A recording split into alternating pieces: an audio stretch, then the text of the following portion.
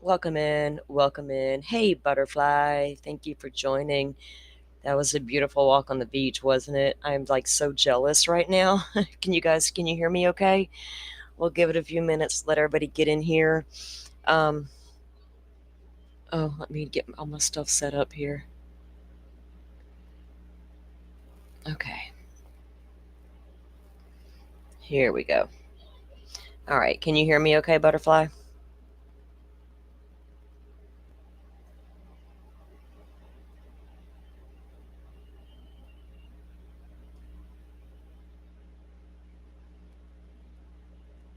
Oh,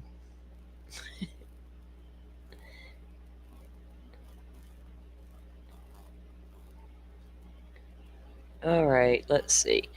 I should have a guest coming in soon. Hey, Rachel, how's it going? You guys can hear me, right? Okay, good deal, good deal. All right, so we are going live in the morning with Crystal Rogers updates, but some new documents have dropped in the Brian Koberger case, and one's kind of long, so I wanted to go ahead and maybe get through those this evening instead of coupling with tomorrow's show, because then it may be a really long live, but it's all good. It's all good. Um, okay, cool. Sound is great. Good deal. All right, we'll get going here in just a few minutes, guys. We do have a couple of documents to look at in the Koberger case. Um, there's been a lot going on out there on these YouTube streets that I didn't go live yesterday and I didn't go live today. I just needed to take a minute. Kind of felt off energetically, and I had some things to do today anyway, so it's all good. But I'm here now, and we're going to get through some of these documents. So, if you haven't heard, Judge Hippler has denied the motion to continue in the Koberger case, and we're going to take a look at the document. Oh, let me get all my Let me get my page pulled up here and get everything going. How's everybody's day been? How's that vacation going, butterfly? Let me pull up the docket.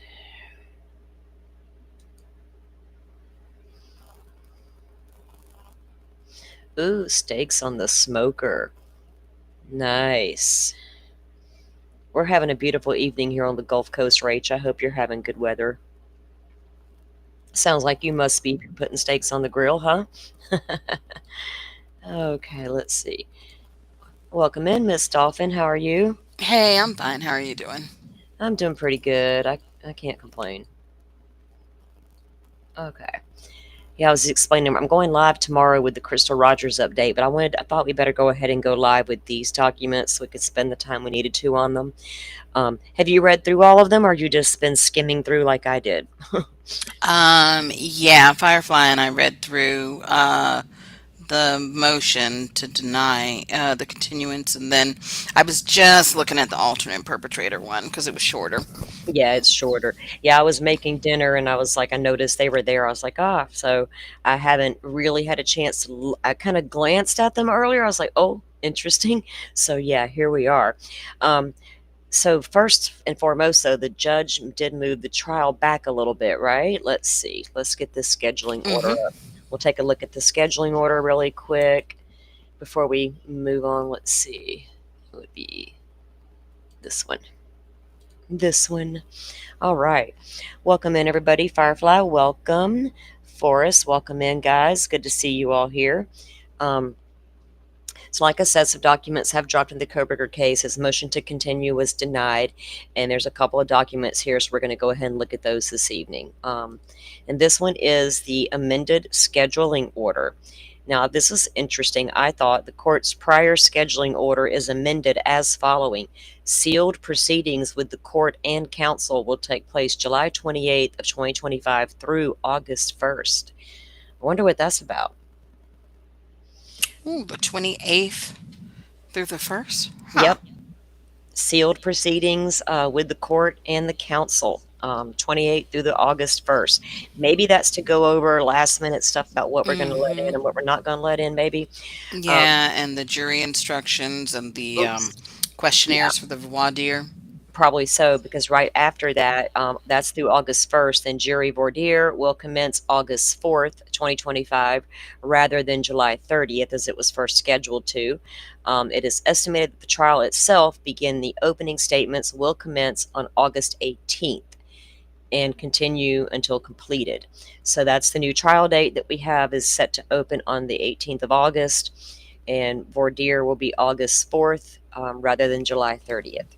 Oh, that reminds me, I need to change my calendar and my countdowns now. Yeah, now you got to get updated. Hmm. Update.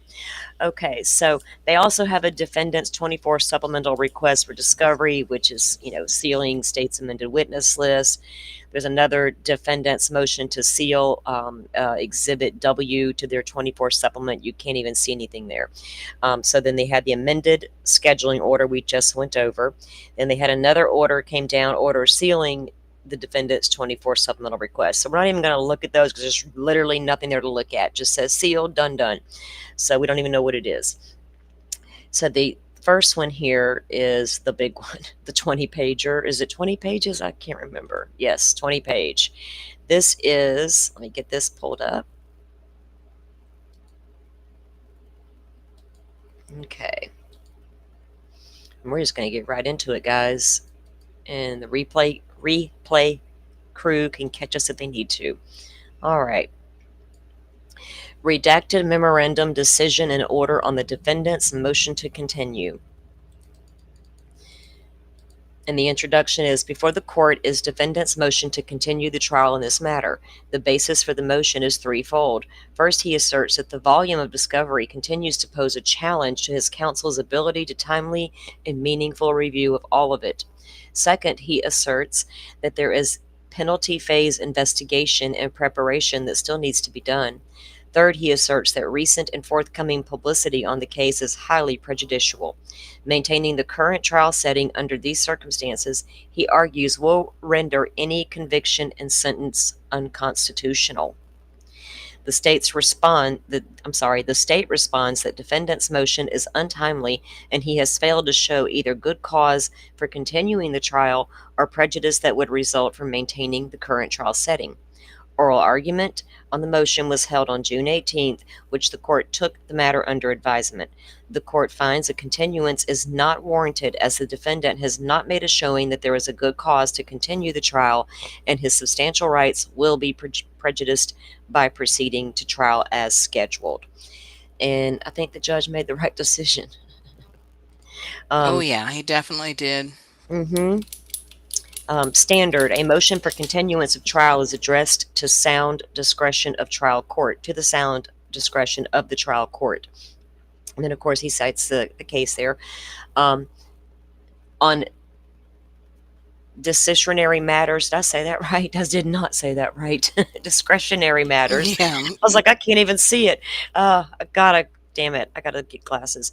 The trial court must correctly perceive the issue as one of discretion, act within the outer boundaries of its discretion, act consistently with the legal standards applicable to the choice available to it, reach its decision by exercise of reason. Analysis.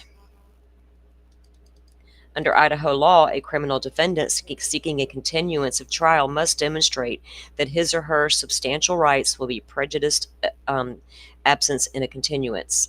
absent a continuance. Unless an appellate shows that his or her substantial rights have been prejudiced by the, I was just reading what was in parentheses there. Okay. Trial judges necessarily require a great deal of latitude in scheduling trials. The burden of assembling the witnesses, lawyers, and jurors at the place and time for trial counsels against continuances except for compelling reasons. There are no mechanical tests for deciding when a denial of a continuance is so arbitrary as to violate due process. The answer must be found in the circumstances present in every case, particularly in the reasons presented to the trial judge at the time the request is denied. She put a lot of emphasis on a lot of other things other than the Dateline thing, right? She really did. Where a continuance is, Mm-hmm. she threw so much more in there. Where a continuance is sought based on the late disclosure of discovery of evidence, the alleged tardiness of the discovery must be shown to be prejudice the defendant. Case preparation that a fair trial will be denied. The bare claim that additional investigation could have been conducted is not sufficient to demonstrate unfair prejudice as to support a motion for continuance. Additionally, where a continuance is sought for the potential receipt of evidence from further investigation, the motion is properly denied if based on speculation. Defendant argues a continuance is necessary for him to sufficiently review relevant or discovery, conduct a full and complete investigation of mitigation evidence, particularly claimed newly revealed evidence that allegedly raises red flags. Remember when she said she wrote that in her or was it she said it in court, or was that in a document when she said that things raise red flags? Yeah. And Mm-hmm. yeah, she, honey, your client's the red flag. The Yeah. red Yep. Oh, and remedy the prejudice caused by recent and upcoming inflammatory publicity and the alleged leak of information to the media. I had somebody on Twitter trying to say that that DoorDash driver footage was all leaked footage by so and so and so and so. I'm like, that wasn't leaked. It's not a part of the gag order, and it's literally been on YouTube for 8 months. It's not Yeah. leaked. So, moving forward with the trial, because they were just all like, "Where's Brian's body cam arrest? There's not one. Get over it." Moving forward with the trial, he warns, will violate his rights under the United States and Idaho constitutions to due process, to be free from cruel and unusual punishment, to a fair trial, to effective assistance of counsel, to present a defense and confront witnesses, and to a fair and reliable sentencing determination. Absent from the defendant's materials, however, is any good cause for the continuance or legitimate showing of prejudice should the trial proceed as scheduled. Well, well. Defendant has not demonstrated a continuance is warranted to review discovery. Defendant first contends that the vast amount of discovery in this case renders it impossible for the defense team to review the necessary and relevant discovery in a manner that allows for it to be comprehensively integrated into the defense. He further argues, without any support or explanation, that there are a myriad of issues that continue to arise from the state's failing to comply with discovery and expert disclosure deadlines. A continuance, he argues, is necessary for counsel to mount an effective defense. The court, however, rejected the same argument 2 months ago when the defendant sought to strike the death penalty. Thank you, Judge, because she sure took everything from that motion and lumped into that last motion, didn't she? I noticed that too. As soon as I read it, it's like, word for word, same document. Mm-hmm. Okay. Proof supporting defendant's accusations of discovery violations by the state. More importantly, the court found defendant's complaints of being unable to meaningfully review discovery entirely unconvincing, pointing out that the counsel struggled to articulate any meaningful way what evidence, let alone relevant evidence, counsel had been unable to review for the past 2+ years. And why efforts to I'm sorry, that just made me laugh. No, And why you are going to be laughing because oh shit, he really? there's tone and whatnot Oh goodness. everywhere. Good, the judge has got tone. All right. Mm-hmm. Let alone relevant evidence, counsel has been unable to review the past 2+ years, and why efforts to facilitate discovery review are not made long ago through this court and or its the resource judge. I'm not really going to read that. Well, defendant's continual reference to the number of terabytes, and just he's talking about that. Okay, that was the footnotes. Mm-hmm. I got it. There's a lot of document here to read, so we're just going to skip past the footnotes for now. If we see anything interesting, I'll let you guys know. Welcome in, Bluebird. Welcome in.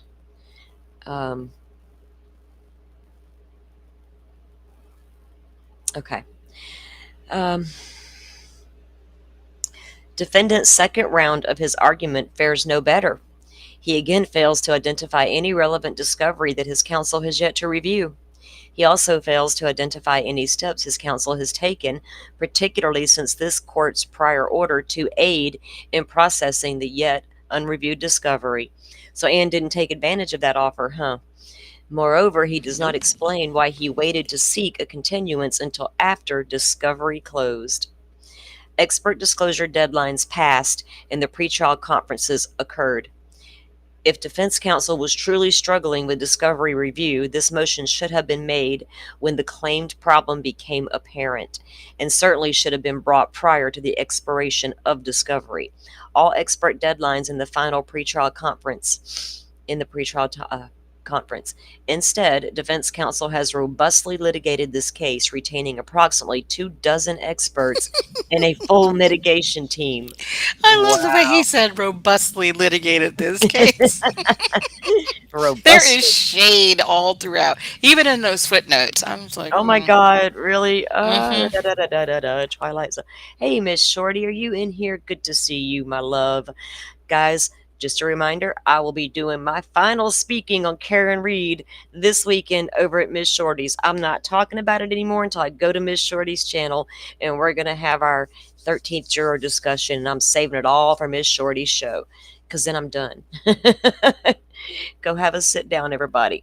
That case is like everywhere still, and I'm like, I just want to go discuss it with Miss Shorty, and then I'm done with it. I'm looking forward to that. Actually, I always have a good time over there. It's She's so fun. She's like my spirit animal. Okay. If defense counsel was truly struggling, oh, I'm down here. Where did I go? If defense counsel was truly struggling with discovery, this motion should have been made when the claim problem began.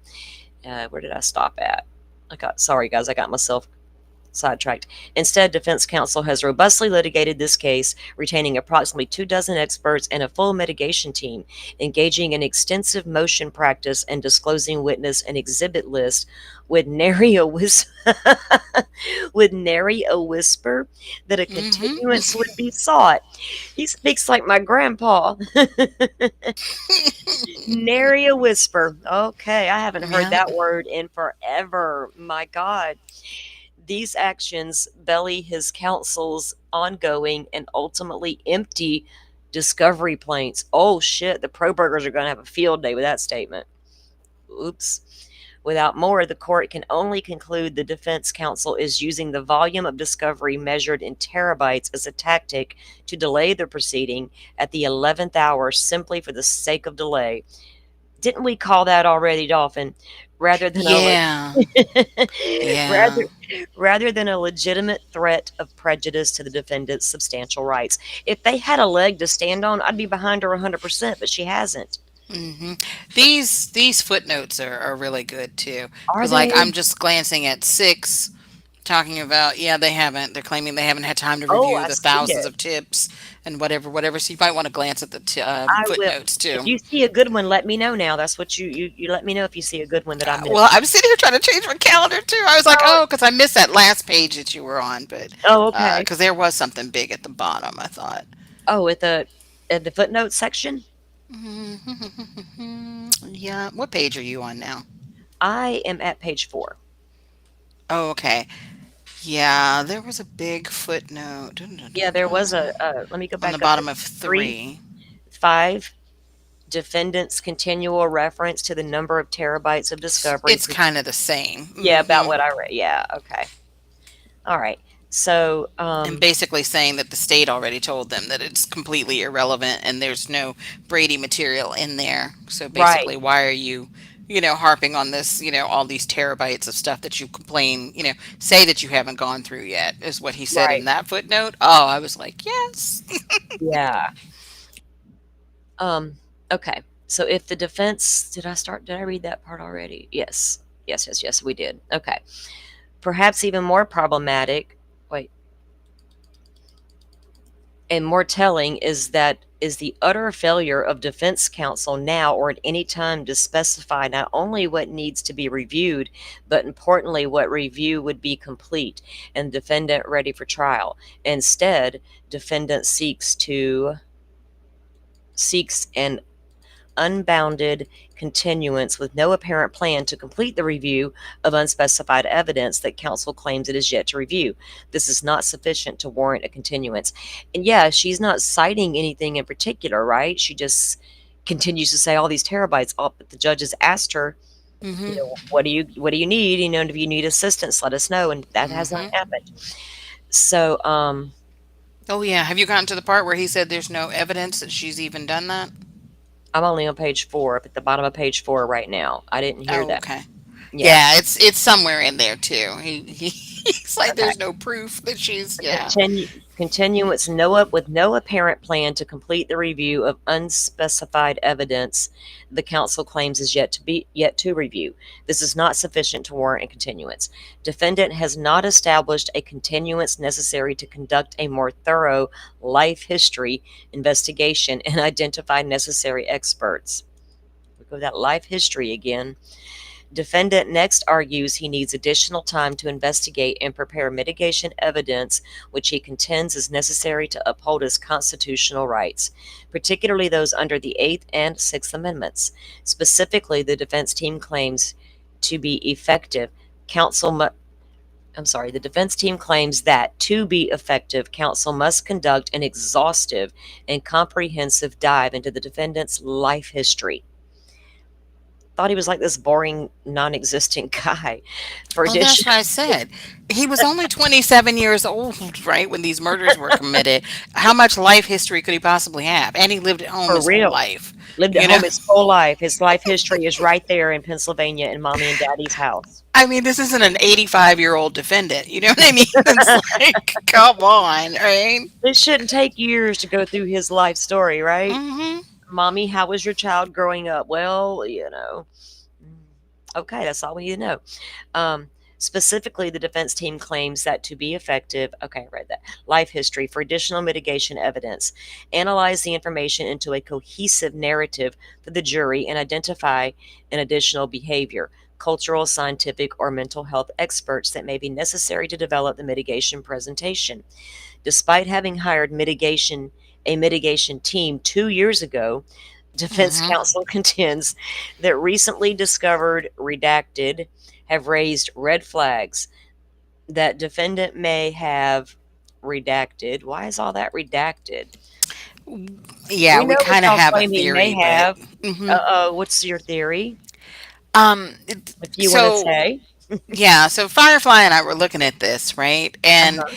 so they're talking about his family history, right? Yeah. And his background, his mental health or whatever. Hmm. And you know, the way that I'm looking at that, and trust me, I zoomed in on this to see if I could read through the Right? black and I'm like, mm-mm. But Yeah. it's saying despite having hired a mitigation team 2 years ago, defense counsel contends that recently discovered blank blank. I'm thinking that's 2 words. I'm Yeah. thinking maybe mental issues or something like that have raised red flags. We tried it reading this, filling in different things into these blanks until Right. it's like, something makes a little more sense than others. It's like they've discovered blank blank have raised red flags that defendant may have blank blank blank blank blank, right? Wow. And if you keep looking, keep reading, um, according to defendant's primary mitigation investigator, who I don't think we know her name, do we? I Because don't. I think she's the redacted person that's coming up through here. Yeah. So it says the primary mitigation investigator, attorney, blank, and then blank, because that obviously maybe two or one thing hyphenated. Her team of four, so it's a female that is redacted in here, right? Her team of four have been diligent in their investigation into defendant's life history, but there have been blank, right? So she believes that with time she will be able to overcome these barriers by blank, right? So I'm like, What the hell? somebody discovered something recently that's raised Yeah. about him that's Hmm. raising red flags. Right, And because if they thought mhm, this was related to what they've already said he has, the autism spectrum and all that, it wouldn't be redacted. right, exactly. And so let me ask you if you remember, because like Firefly and I were trying to remember, and I couldn't remember which document it was in. But don't you remember when they were going through all the different expert reports, the documents that we read, and remember the one, what was he? He was a neurologist or Uh-huh. something, the one that looked at the brain MRIs and studied his brain and all this or whatever. So they had that guy, okay? Then there was a female who I want to say was his forensic psychiatrist or whatever, who did interviews with him and all that. I'm thinking, and I was looking for the word psychopath or psychopathy in all of the PDFs that I've saved, right? Which is all of them, and I couldn't find what I was looking for. But wasn't there a document that said, when they were talking about his different things like the autism and the OCD, and now they've changed it, instead of DCD it's ADHD, right? Yeah. So his three things are now ASD, OCD, ADHD. But then I could swear there was another document from, like a motion or something, that said that something along the lines of, I thought it said that, that he didn't present, or maybe that they had some suspicions, but they couldn't get around, they couldn't, come to a full diagnosis or whatever about psychopathy. That was a long document too, I It think was you're a talking long about. document. Yeah, Yeah. we're gonna have to pull because we are gonna start our deep dive into this case from the beginning and looking at documents and things. And we're gonna have to deep dive. We've been meaning to deep dive some of those documents anyway because we Mm-hmm. read them all, but we just haven't had the chance to. Now that things have slowed down with the Reed trial and everything, we can get into that Mm-hmm. more. But you're right, there is more in those documents. That is very, and they even redacted the attorney's name. I don't think it's the attorney. I think it's the mitigation investigator. Yeah, well, it says Uh, according to well, oh defendant's yeah, primary mitigation investigator, attorney blank blank, and her team. another one. Right. That Yeah. might be an attorney in Pennsylvania or somebody Mhm. in Nevada, because they're talking to different family members or different people in his So, past, like what all professionals. is wrong with this guy? That's what I'm saying. But they're saying that defense counsel contends that recently discovered Yeah. has raised red flags about him, that he What may have I wonder what could fill have in the blank. raised that is odd. What could they have recently discovered that they haven't discovered yet that raised red flags? What in the world is she talking about? There's a lot And of red this is all flags. about mitigation. Yeah, exactly. To make it, she's trying hard to get the DP off the table, and if she can, She's right. and So if a mental illness, would do it, would, right, right. would do it. It would do it in a heartbeat. Hmm. And I was just reading the other day, Alan Jackson, Karen Reed's attorney, had a damn case where he literally got his defendant some lesser time because of ADHD. Oh, okay. I Hmm. was like, for real? Okay. Yes, it is all speculation. Thanks, Firefly, for reminding me. But yeah. Oh well, Firefly, come on, can't it is. She's right. It's all speculation. Thank you, Firefly, because we don't want people coming after us for saying he's got something he don't, right? We don't know what he's got, but he's got something. Defendant has not demonstrated a continuance to accommodate further investigation as constitutionally required. The Eighth Amendment requires that a capital defendant be allowed to present all relevant evidence in mitigation. Okay, so bring it on then. I don't care if he gets life or DP if he's guilty. Jury must be allowed to consider all of the capital defendant's mitigation character evidence. In addition, a capital defendant has a Sixth Amendment right to a fair trial and effective assistance of counsel in both the guilt and penalty phase. And you know what? I'm watching two death penalty cases right now, one in Idaho and one in Florida. Now, Stefan Stern doesn't want the newspapers in the courtroom because, people might see my face on the newspaper. Suck one, dude. All right, I got to get off of him for a minute. I read that document this morning, girl. I was like, once the newspapers kept out of the courthouse, who reads the freaking newspaper anymore? Stearns. All right, get off of him for a minute. As defendant points out, defense counsel is constitutionally required to conduct a thorough investigation in preparation for the penalty phase of a capital case. Presentation of some mitigation evidence, even if strong, is insufficient if other mitigation evidence is available upon reasonable investigation.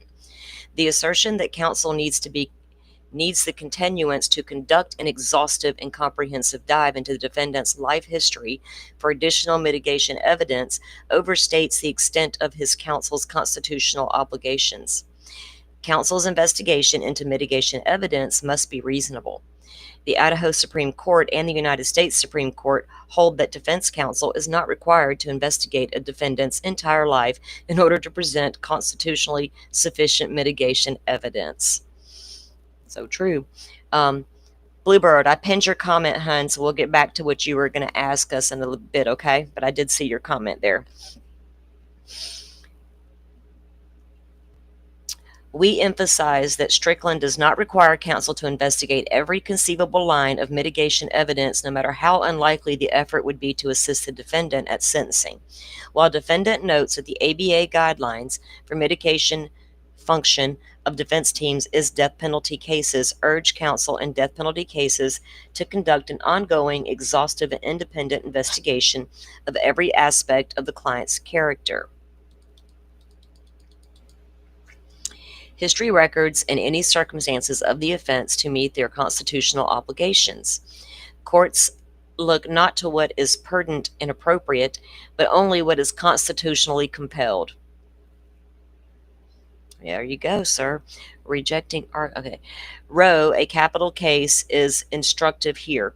On post-conviction, Roe argued her counsel was deficient because they failed to perform an adequate investigation into Roe's background in search of mitigating evidence.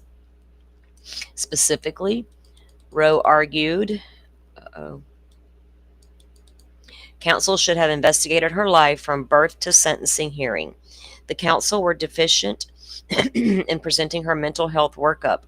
The court rejected this claim, holding that the counsel was not required to investigate Roe's entire life in order to objectively and reasonably present Roe's mitigation evidence. Yeah, I mean, it can't be that darn involved. You go back and you get old medical records and interview his parents. Done deal. The court further noted that great lengths counsel underwent to investigate and present mitigation evidence from several of Roe's friends' health and welfare records, letters from friends and family, and Veterans Administration, records concerning Roe's husband's previous injuries and couple's relationship. The investigation defendants experts have undertaken over the past 2+ years far exceed that in Roe, and in fact readily appears to satisfy the relevant ABA guidelines cited by the defendant. It includes, This is getting ready to get interesting. oh shit, it includes but is not limited to defendant's PhD education records, including coursework, interviews, and correspondence. They went back to kindergarten. Oh, I'm sure. Yes, K through PhD education records. You're right, K through PhD, kindergarten through PhD education records, including coursework, interviews, and correspondence.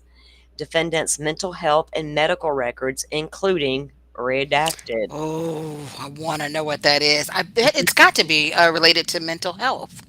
I mean, It's got to be. I mean, they even brought up, possible fetal alcohol syndrome. We don't even know if his mother drank or not. Records related to a childhood car accident.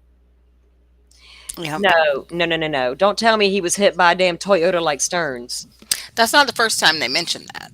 and got a Car bump on his accident. head. God dang it. They can stop it with It all was in this. another document. Lord. Well, it didn't affect his ability to carry on through school and all that, so I don't even, I think he had PTSD from it. Well, everybody gets PTSD from a bad car wreck. Shit, I got hit twice in 1 week. I got PTSD from I don't even like getting out there. Scared somebody's going to hit me. That don't mean I'm going to go out and murder people. Allegedly.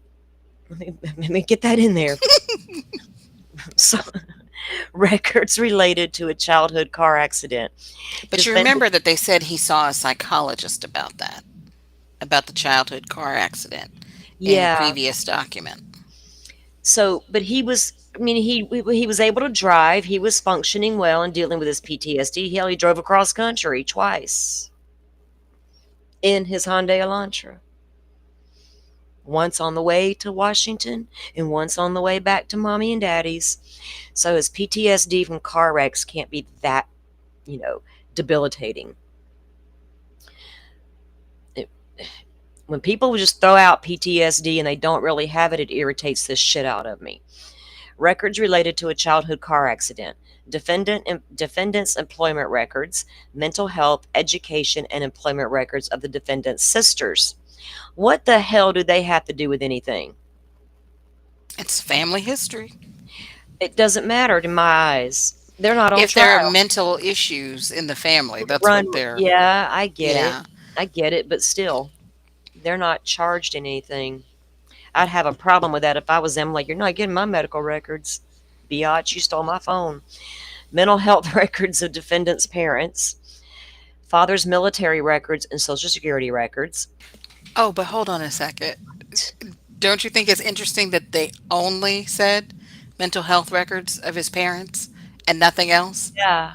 They got mental health, education, and employment records for his On the sisters, sisters, but but only just mental health records on the parents. well, I wonder which parent had a mental health issue. Everybody, a lot of people has mental health issues, but we don't. They don't run out and do what he's accused of. Father's military records and social security records, court records from multiple generations of Koberger family, paternal side. Why just the paternal side? Yeah, I thought that was interesting too. Maybe that's the problematic side. Hey, yeah, right. Hmm. Hmm. VA records and death certificates from maternal and paternal uncles. Wow, my family would be like, "Look, we didn't do what we." Multiple interviews with the defendant and each immediate family member. Interviews of two of defendant's fourth grade teachers. What That's the happened accident, the childhood accident. was in fourth grade. Yeah, didn't they say 2005? Yeah, and Oh the yeah, there it is. Yeah. psychologist Yep. who Yep. evaluated him in 2005. Yep. So I wonder what he was acting out in fourth grade. Maybe was that the start of it? Hmm. Because we know he had problems pre-adolescent. We know that from his own Tappa Talk post. And I've been trying to figure out how far it went back. I know that it went back to at least 14, which also leads me to think there were problems prior, like, 10, 11, 12-year-olds. Um, Hmm. no, this makes sense to me in my deep dive into that mind. I got into that mind one time and I had to get out. It was kind of scary. Interviews of two defendants' fourth grade teachers, former boxing coach, which we knew that, and the psychologist who evaluated the defendant in 2005. Lord, So depending on when he's 10 years old, maybe 11, if it's like towards the end of 2005, since his birthday's in the end of November. yeah. Interviews with multiple members of defendant's extended family on the maternal and paternal side. Interviews with defendant's professor and advisors at DeSales University. Interviews of defendant's former coworker. Just one? Yeah, that's what I was wondering. Is just that, like the security guard that worked with him, you Which job, know? right? Right? Was it the Yeah, security or job the chick that worked with him, at the shared an pizza office with him. place? Oh yeah, Hmm. oh yeah, at The yeah, Korean chick that, yeah, he supposedly broke yeah, into her apartment or whatever. yeah. Took her Allegedly. key, allegedly took her key out of the drawer and put it back later. Hmm. Letters and jail calls between defendant and his family. Letters in Can't jail. wait. Oh, I can't wait. Yes. It's too bad it's not like Florida. We'd see them all right now. Hmm. We would know, just like all them stupid Stearns phone calls. We would know. So, and look at 12 for that about the letters and the jail calls. These topics of investigation were obtained from defendants' disclosed penalty phase expert reports. So, some expert in the Hmm. penalty phase analyzed the letters and the jail calls. Yeah.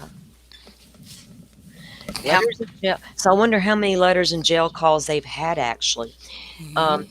it is evident from the reports of defendants' mitigation experts, Dr. Orr, Dr. Ryan, and Dr. Brahms, whichever, that they have developed an expansive understanding of defendant's family. Well, y'all are all going down, Coburgers. He's going to take you all with him. Environment, social development history, family history, both nuclear and extended over multiple generations. Wow. Educational history and mental health and medical history. From this evidence, these experts have rendered several current diagnoses and identified other diagnoses for which the defendant met criteria at some point in his life. Despite such extensive, that makes sense because I feel like his sisters, Hmm. the sisters know this guy's had problems since the time he was young. Hmm. Like I thought, the girls were like probably daddy's girls, and he was all mama's boy, and they're like, "Dad, save us." So that's what I'm saying. Scroll back up a little bit so I can see Okay. that top paragraph again.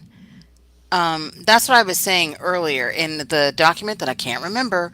So they're saying current diagnoses and identified other diagnoses for which he met criteria at some point in his life. So, I Mhm. mean, that's almost like saying, okay, yeah, he does have some criteria of a psychopath, Yeah, yeah. or I don't know, fill in the blank, something else, You but know whoever what? it was couldn't, quite like say yes. I haven't. I think they said that they hadn't had enough time to make a definitive diagnosis. You know what I mean? I think they're trying hard. Mm-hmm. Um, if he's met criteria, there's things in his past that they're there. Mm-hmm. Despite such an extensive investigation, defendant claims additional investigation is warranted to identify blank and blank. Those are really like, damn. Mm-hmm. Mm-hmm. However, I want to however, know. I know I want to know too. Take that off there. However, defendant has not established that such investigation is constitutionally compelled, particularly given the extensive work already completed. Rather, the claim need is based on unqualified speculation. Now, Anne's all doing all that so when her client, if he's found guilty, she can come back with all this. If she's so sure he was not guilty and he was just out riding around stargazing and she can prove it with the state's own phone evidence, what is she doing?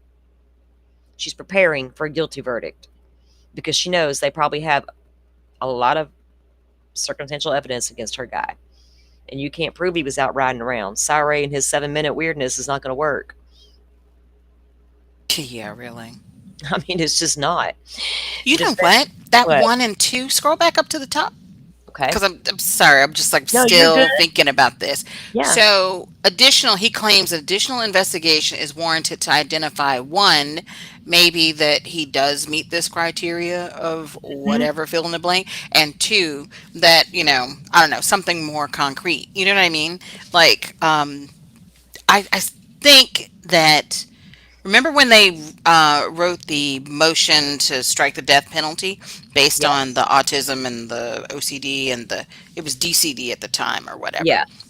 and then it was denied.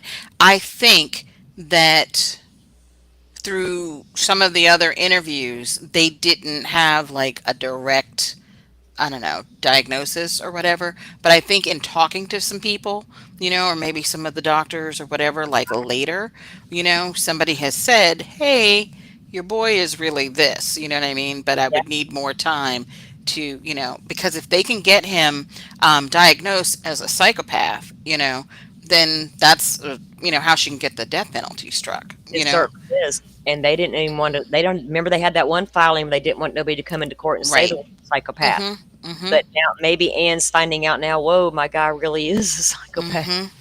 What do I now? I got to pivot, right? I got to I mean, pivot. because maybe she's heard some stories from his past, these people that know him back home, And she's or not going to whatever. add on to any of that if she can keep it under wraps. You know what I mean? She's going to Hmm. try not, and that's probably why this is so redacted in that sense. Hmm. Um, However, defendant has not established that such investigation is constitutionally compelled, particularly given the extensive work already completed. Rather, the claimed need is based on unqualified speculation by, and it's all And redacted. we think that that's the mitigation investigator Probably because there is this the part unqualified where the speculation. yeah, because at some point in here he says that somebody oh, there we go, it's the next sentence down about opining that the person's not qualified to Oh hell, we don't need no unqualified people. We don't like yeah. that. We do not like that.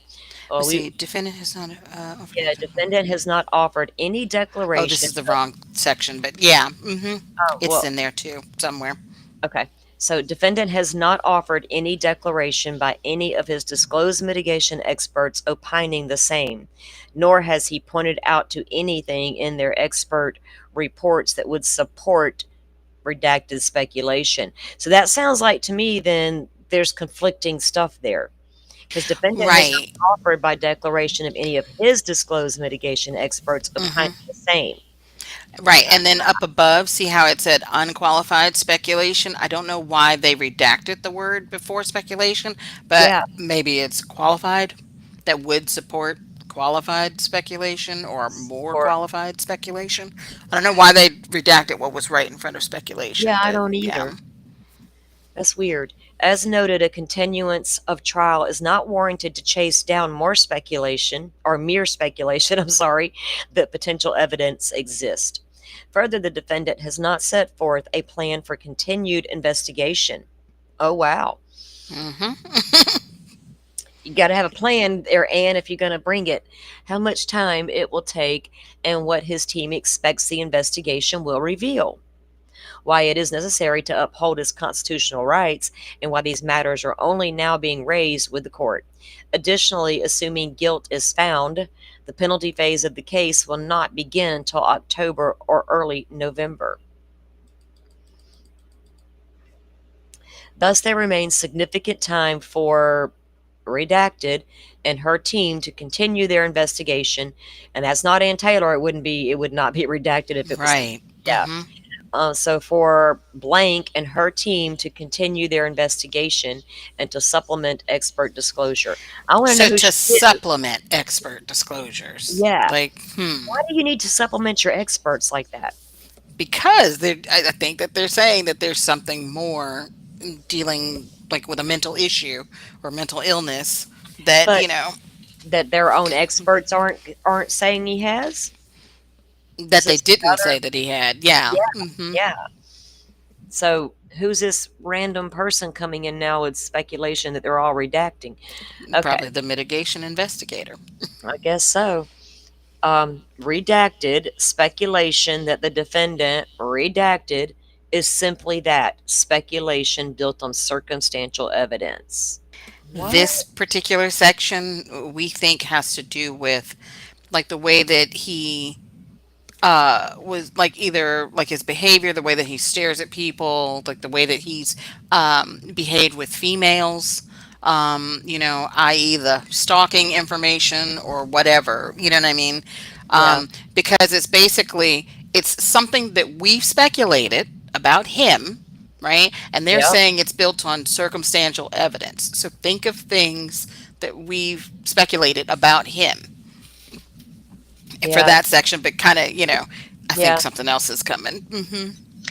It's weird that they just got all that redacted though, and I Oh, and the footnote, second declaration submitted June 16th. What did we second declaration submitted in a June second 16th? declaration submitted June 16th, Let and me it's let me probably pull up sealed. the yeah, let me see what's on their Okay. Yeah, and that's list probably for the sealed. 16th. Go ahead. All right. Conditions which are currently attributed to his own mitigation experts to his ASD, OCD, and or ADHD are consistent with childhood trauma. And 5, there is evidence of poverty, both generational and familial.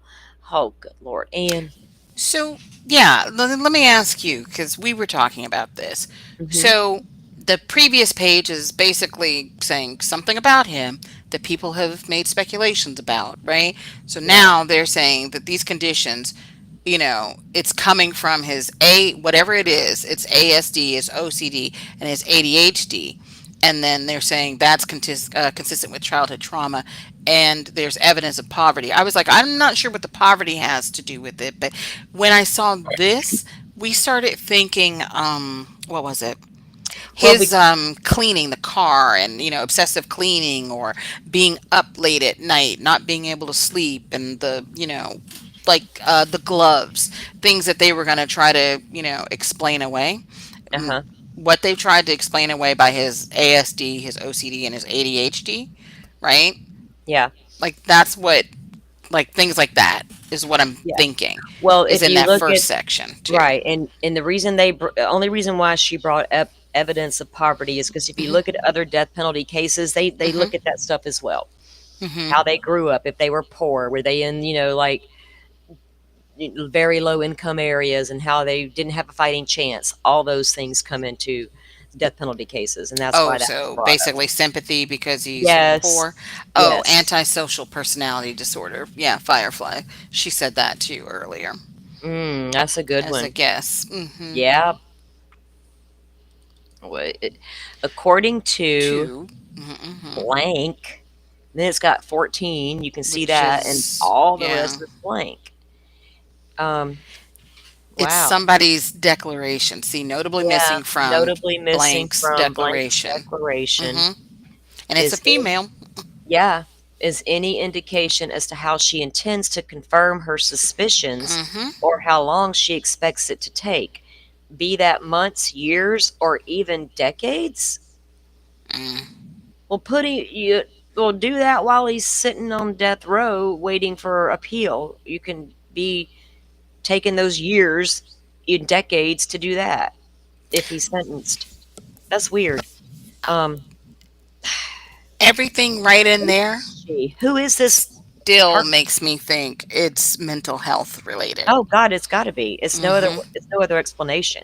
It's not just a physical impairment. This is all mental health stuff. That's obvious. Hmm. Um, but I want to know what all this redacted shit says. And who this random expert coming in now with a declaration is, and she intends to confirm her suspicions I or think how it's the one who I could have sworn said it in one of the other documents. That's what I was saying. I don't. Yeah, I'm thinking that that name may be in one of them other documents. But they don't want to put the name out there. Yeah, Oppositional that's okay. defiant We'll disorder. Oh, dig in yeah, and we'll she try said to that find it. too. Oh yeah.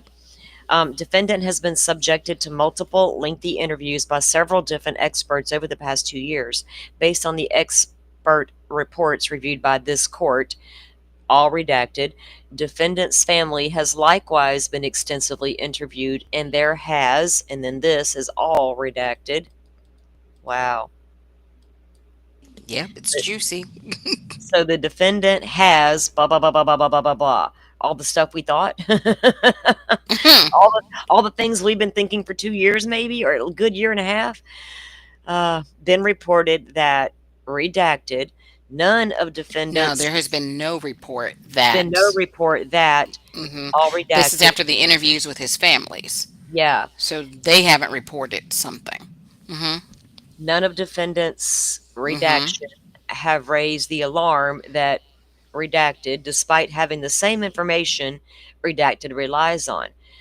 So none of defendants blank have raised the alarm that blank was having the same information. Something's not right.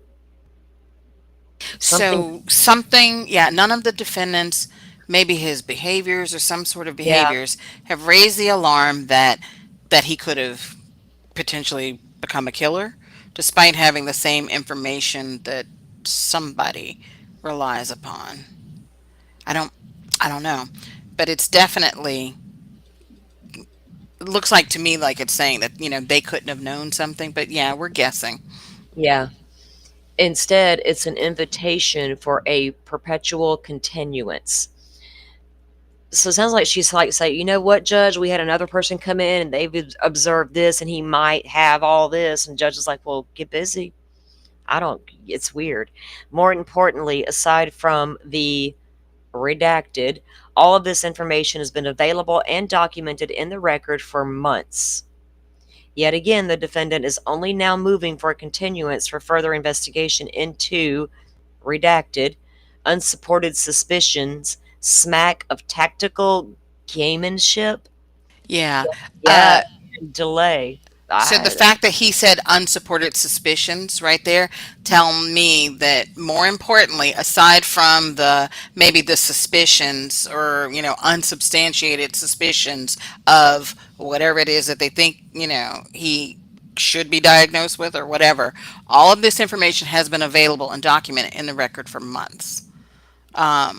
Yeah, there an investigation into whatever. yeah, Yeah, into somebody's unsupported suspicions. Yeah, smacks of tactical gamesmanship. Yeah, and delay. wow. Absent more compelling evidence that. Da, da, da, da, yeah. So whatever it is, they don't even have compelling evidence that maybe he No, has whatever.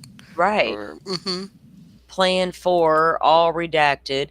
It is unreasonable for the court to continue the trial indefinitely for redacted, and that's like the whole thing, a plan that is temporarily unbounded, substantively undefined, and unlikely to resume any relevant mitigation oh, evidence result. Yeah. result.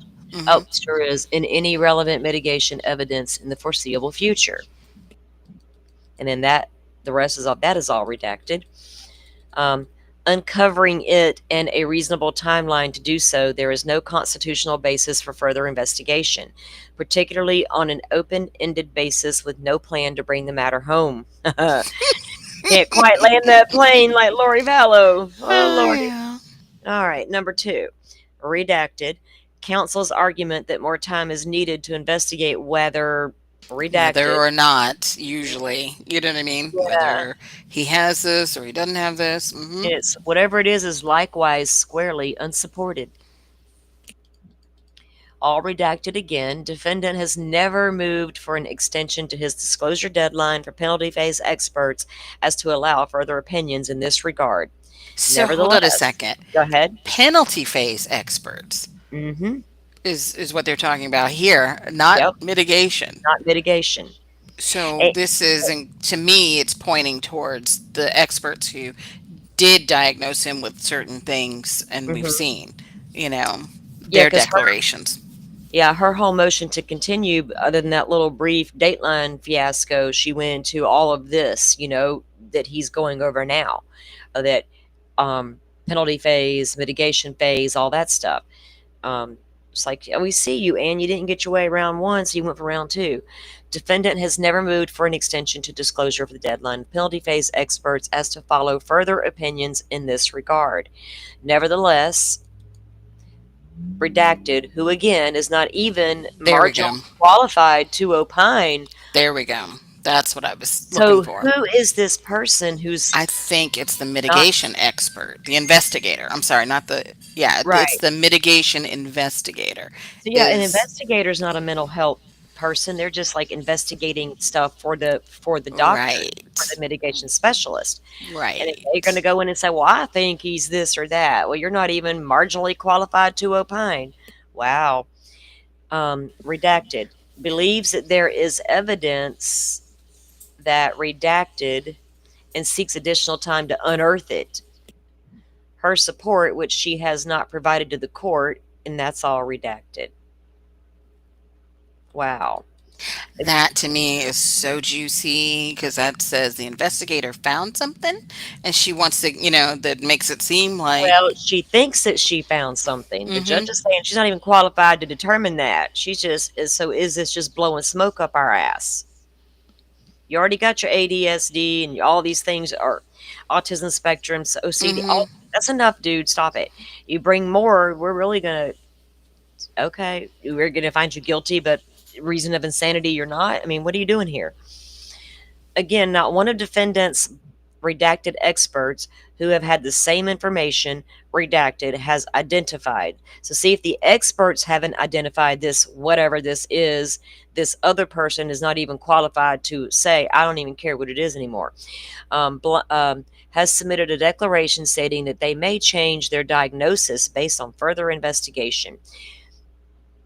Why do you need to have a further investigation to change your diagnosis? If you're a doctor, you review your patient and you make a diagnosis. You don't go changing it because Tom, Dick, and Harry made fun of you when you were a child. Well, okay, I'll give you an example. Remember the Johnny Depp Amber Heard trial? No, because I didn't watch it. I don't. I didn't want to. Oh, Okay, here's why I didn't watch it. They're both mm-hmm. actors. Okay, they're both Yeah, actors. I had no desire to watch that bullshit trial. it was Sorry. good though. Because People said it the was. psychologist or the psychiatrist who Yeah.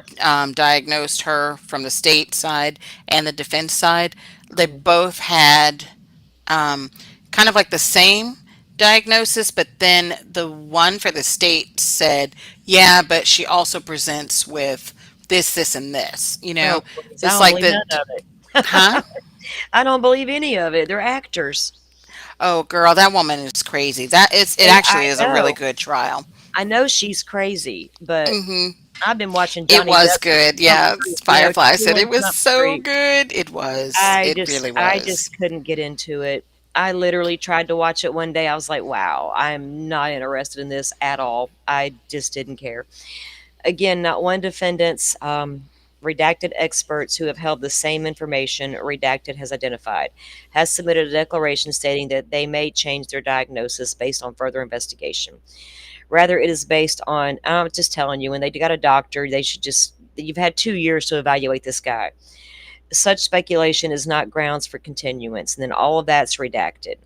Okay, pause for a second. Go ahead. Scroll back down so I can see this. I'm going Scroll back back up up. so I can see this. There you go. So this paragraph, right? So he's saying, right, that none of the defendants, whatever experts, have said who've had the same information have said that like basically come to the same conclusion as this other unknown person, right? I'm wondering if, and they're talking about further investigation, right, into whatever it is Uh might huh. change, right?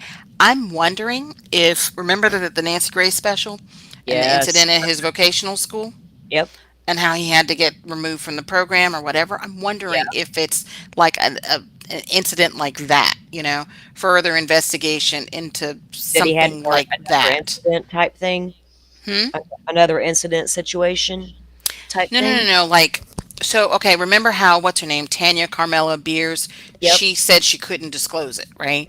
Right. And the people that they have subpoenaed from Pennsylvania, she's not on that list so far, No, right? she's not. And I don't know if they've gone and tried to get the records from that vocational school. Because it was, what was it? It was like a paramilitary slash law enforcement type, program, right? So I don't know if because of this school or whatever and their affiliations, I don't know if they're not allowed to, reveal the information or whatever. But I'm just wondering if there's something more, um, I don't know, significant about what happened there. That that if the investigator found out about it and said, "Whoa, wait a minute," Right. this sounds like, like I'll just go ahead and say, what if she said, "Oh, this sounds." Oh, we lost you. What happened? As soon as you went to say it, we lost you. Oh, am I here? You're here now. Oh, okay. Oh no, that was weird. Didn't even see a difference in the show. But oh, I'm just wondering if once she got to the bottom of that situation or something like that, maybe something else had happened in high school or whatever. I'm wondering if she was like, "Ooh, this sounds psychotic," and then tried to say, "Hey, you guys really need to investigate this more," or whatever. Like, what if their That's side yeah. didn't investigate that more?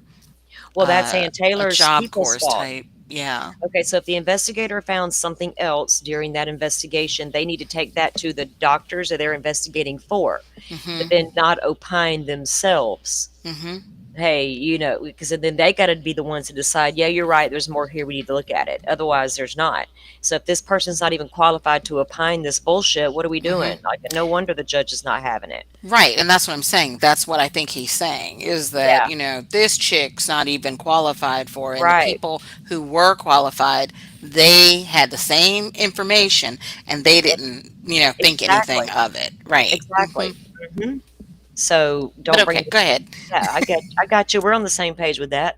Okay. Not only is there a lack of support in the record for redaction, anticipation that more investigation into redacted to change their minds, redacted, and her team and defense counsel have known since November of 2024 that redacted.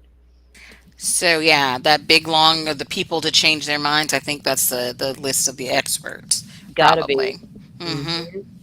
Neither the defense team nor blank have articulated what efforts they have made, if any, since the time to understand the basis of redacted. See, Anne, we thought you were a little better than that, Anne. No, mm-mm. Anne's No, well, lazy. well, Well, not well, she totally was for lazy, but Latah yeah. County, but not Hmm. for Judge Hippler in Ada County. He's like, excuse me, man, what is this? Judge would have been like, okay, but Judge Hippler's like, what? Further, they have not indicated what plan they have to obtain this information, if a continuance is granted, or how long it will take. Now, I don't blame him. If you brought him a plan, he might be like different. Redacted. Hmm. In some, okay, in some, defendant has de- demonstrated that a continuance for further investigation into potential mitigation evidence is necessary to uphold his constitutional rights. The right to present mitigation evidence and the right to effective assistance counsel do not necessitate an investigation of his entire history. They simply require that the investigation is reasonable. While easily available mitigation evidence cannot be ignored, defendants' briefing demonstrates that the evidence they are attempted to obtain is far from easily available. Why is it not easily available? You got to get it out of Koberger himself, and in fact may not even exist. Oh, further, the evidence prompting the need for further investigation has redacted been available for months. It is months, yet it is only now the defendant seeks continuance. Well, I used the Dateline episode to get that all in there, Judge, didn't they? Mm, This tactic seems geared toward achieving delay rather than a good faith effort to obtain meaningful mitigation evidence. I wonder if she would have, absolutely. do you think she would have filed a continuance without the Dateline leak and brought Yeah, all this in? Yeah, she's been and trying brought to all this stall. in. Hmm. Yeah. Mhm.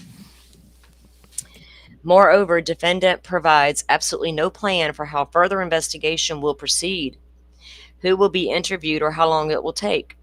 The Constitution does not demand, this court is not willing to not the Constitution does not demand, and this court is not willing to continue the trial indefinitely, to allow the defense team to embark on a fishing expedition, pulling at Hmm. every conceivable thread in defendant's family tapestry. Damn. Counsel's assertion that they will be better prepared with more time and more evidence is an assertion shared by every lawyer involved in a trial. At some point, and particularly after 2.5 years of investigation, the defense team must be satisfied with what they have, which is, in this case, is extensive. So Oh he's yeah. telling her, yeah, y'all better be satisfied with what you have, is you got a lot. In addition, while the crime victim's rights to a timely disposition under Article, and they name all that, okay, Idaho Constitution, do not trump defendants' federal constitutional rights. They provide an additional justification for proceeding which trial is scheduled. For these reasons, a continuance is not warranted. A continuance is not warranted due to pre-trial publicity. Here we go Hmm. with that part. And most of you know there was that little Dateline leak, and then the books and all that are coming, and all the things. Defendant next seeks a continuance due to recent inflammatory pretrial publicity. On May 9th, 2025, approximately 3 months before trial is set to begin, Dateline NBC aired a two-part episode about this case. I wonder if the judge watched that. Does he watch Oh Dateline? yeah. You know he did. No, he reviewed it once. If he didn't watch it that night, he remember he came out and said like that Monday after Friday we got this problem, and we were like, what? After? In my mind, I was like, what happened Friday? Y'all were all like, Dateline happened Friday. I was like, oh yeah. So I don't know if he watched it that night or reviewed it over the weekend. The episode included details and materials about the case, which, if true, are not publicly available and which promote a narrative of guilt.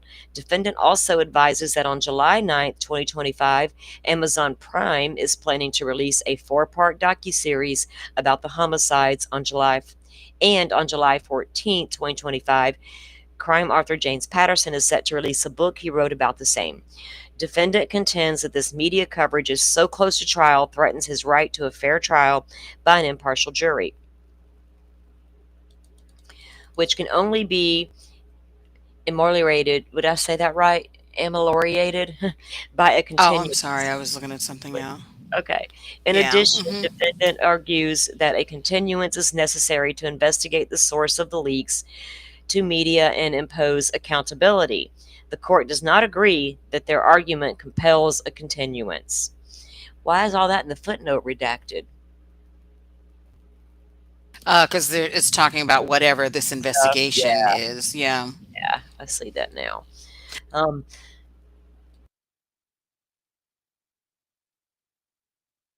Oh, scroll back up to the footnote for a second. There's a part that's not I redacted, but wasn't muted. basically Sorry. Okay. says it's what do you call it? It didn't bear any fruit. See that in Yeah. 19? Yeah. However, this does not mean that the investigation into mitigation evidence has been unreasonable. It simply means that the investigation, as it regards redacted, did not bear all the fruit redacted or defense counsel speculated it might bear. Further, redacted has provided no basis to believe that more redaction, with more time, that they may be the source of yet uncovered mitigation evidence. I mean, if you've talked to his whole family and you've done dove into all the grandpas and uncles and all the things, what else could you be missing? Defendant's right to a fair trial is not denied by the pretrial publicity, which is not likely to subside with time. That's for Remember, sure. remember, Anne's like, if you just give us a minute, Your Honor, it'll all subside and we'll be good to go. No, ma'am, it won't. It will not No. subside. Mm-mm. It just won't, and you know that. The Sixth Amendment to the U.S. Constitution affords all. In fact, the longer it goes on, the more is going to come out. Mm-hmm. Constitution affords all criminal defendants the fundamental right to a fair trial, and they cite Strickland versus Washington. This includes the right to have impartial jurors who know as little as possible of the case, decide the defendant's guilt based on material admitted into evidence before them in a court proceeding, influenced by extrajudicial statements. When they cite a case there, a trial judge has an affirmative duty to minimize the effects of pretrial publicity. Oh, Judge Hippler, some of them people out there who are being recruited from Free Care and Read over to Delphi, they're going to come at you next and say you're worse than Gull and what's her name, Bev, but Bev Canoni. Yeah. Gull was 10 times worse than Bev Canoni. My God, people just don't know. The court further advised that there is a reasonable likelihood that prejudicial news prior to trial will prevent a fair trial. The judge should continue the case until the threat abates or transfers it to another county, not to so permeated with publicity. This statement from Shepard, however, must read in context. Let me get my screen up here a little more. Okay. The media coverage in that case is far different from the present here. In Shepard, news reports extensively covered the story of Sam Shepard, who was accused of bludgeoning his pregnant wife to death. The court examined the extensive media fanfare surrounding the case, noting Shepard was not granted a change of venue. Casey Anthony vibes all over it. Shepard was not granted a change of venue to a locale away from where the publicity originated, nor was his jury sequestered. For months, the virulent publicity about Shepard and the murder had made the case notorious. Charges and countercharges were aired in the news media besides those for which Shepard was called to trial. In addition, only 3 months before trial, Shepard was examined for more than 5 hours without counsel during a 3-day inquest. Wow, which ended in a public brawl. The I inquest don't was remember all televised. that. What? The inquest was televised live from a high school gymnasium, seating hundreds of people. Furthermore, the trial began 2 weeks before a hotly contested election at which both Chief Prosecutor Mahon and Judge Blythen were candidates for judgeships. Oh boy. The court found there was no doubt that this deluge of publicity reached at least some of the jury.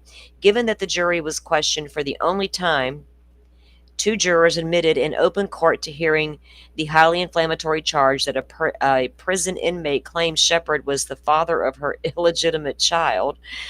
Nevertheless, the trial judge rejected request by defense counsel of the jurors to be asked whether they read or heard specific prejudicial comments about the case. So there was a lack of oversight there in that jurors, it sounds like. Further, the Yeah, but that jurors were, was a different time. oh yeah, further, Hmm. further the When people jurors didn't were, have anything to do or watch on uh-uh, TV. not at all. We're all going to come down to town square and watch the hanging. Further, the jurors subjected to newspaper, radio, and television coverage of the trial while not taking part in the proceedings were allowed to go their separate ways outside the courtroom without adequate directions not to read or listen to anything concerning the case. The judge gave suggestions and requests to the jurors. Intervals during the trial to refrain from commenting upon the case, but the jurors were thrust into the role of celebrities by the judge's failure to insulate them from reporters and photographers. Bedlam reigned at the courthouse during the trial, and the newsmen took over practically the entire courtroom. Wow. The court reversed Shepard's murder conviction. Crucially, the court stated that although the pretrial publicity alone was not sufficient to warrant relief when combined with the carnival atmosphere the press created at the trial and the judge's inability or lack of desire to control courtroom proceedings, Shepard's right to a fair trial was denied. See Nebraska Press Association versus Stewart. And another case he cites as well.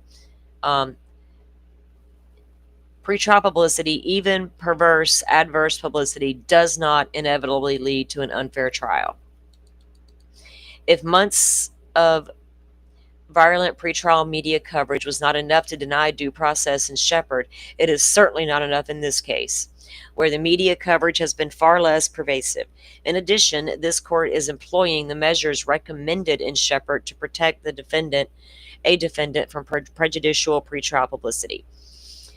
Limiting the number of reporters in the courtroom during trial, insulating prospective witnesses from interviews with media about their prospective testimony, and making an effort to control the release of leads, information, and gossip to the press by police officers, witnesses, and the counsel from both sides to avoid disclosure of inaccurate or inadmissible evidence or information to the public.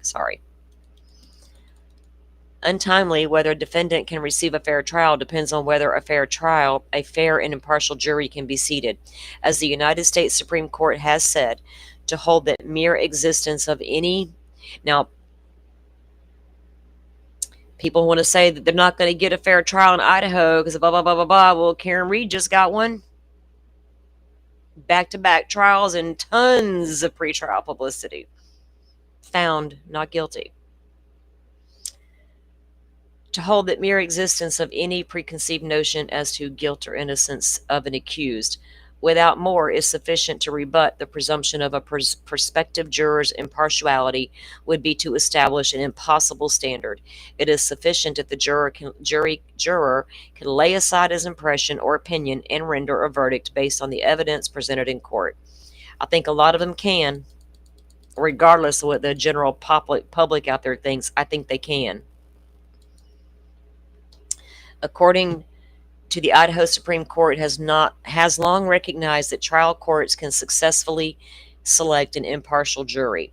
I mean, we just got through watching days and days worth of tearing down jurors for no reason. Hmm. Yeah. Uh, And I mean, they had to change the venue, so they went to a larger city, a Yep. much larger city, to handle this situation. So, yeah, Mm-hmm. she doesn't have a leg to stand on there. No, she doesn't.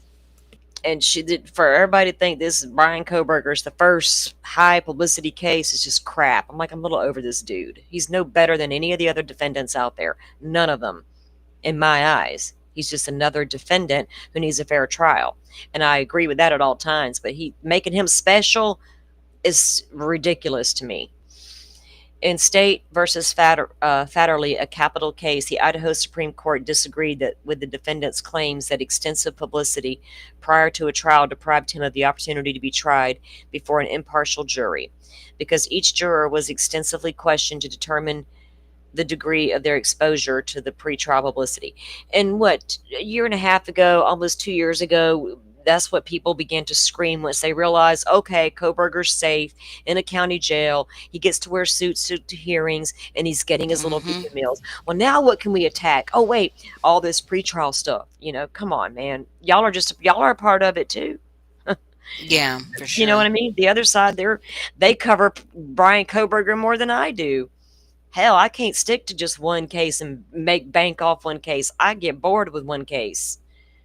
I'll get bored to death and won't pick it back up forever again. The court found the defendant's rights were preserved. I mean, sometimes too much is too much.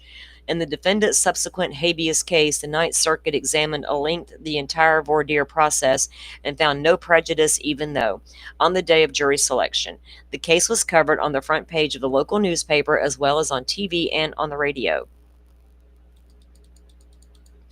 With with the measures the court has already put in place to protect defendant against the pretrial media coverage, and the court's carefully crafted jury selection process, right, and made sure there was a carefully crafted process for these jurors. Hell, she went on and on about her damn questionnaires. Hmm. Had to hire a whole expert for Yep. that. For the surveys, Mr. Yeah. Cranky McCrank Pants, whatever. I don't remember his name, but yeah. I don't either, but you're right, he was. Hmm. There is no reason to I had a vision of him of that hearing. Okay. There is Hmm. it just brought it all back to me. Uh, there is no reason to think that an impartial jury cannot be selected through a searching and robust voir dire.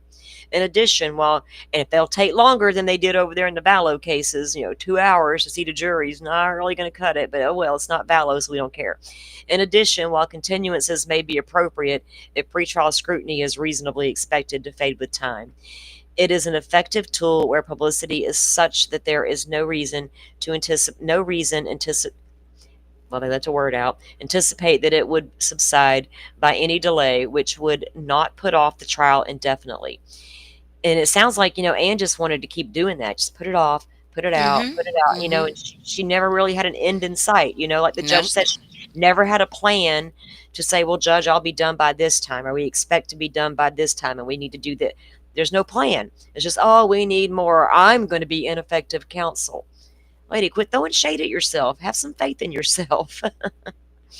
We heard you were a good attorney, Anne. Put down some of them other cases. Um, I'd be interested to go see some of the filings in those cases, see if they mirror these filings. Then we know she's just up to bullshit at all times. In addition, while continuances may be appropriate and pretrial scrutiny is reasonably expected to fade with time, it is an ineffective tool where publicity is such there is no reason. Okay, so we go to the denial of motion for indefinite or substantial continuance predicated upon widespread adverse pretrial publicity about a defendant is all more warranted when, as here, there is sound reason to believe that the defendant will continue to be a controversial, publicity invoking figure, and hence that there is little assurance that the passage of time will result in an abatement or subsidence of critical publicity in the foreseeable future. That's true. What did he Yeah, call it? definitely. Publicity invoking figure. Hmm. Huh. The court observed, I just, the court observed that the Sixth Amendment's guarantee of a speedy trial is one to which the government and society, as well as the accused, has a claim, and stated the society cannot be utterly deprived of the right to prosecute, to try someone for a crime within a reasonable time, merely because of widespread community knowledge. Right? You go, Hitler.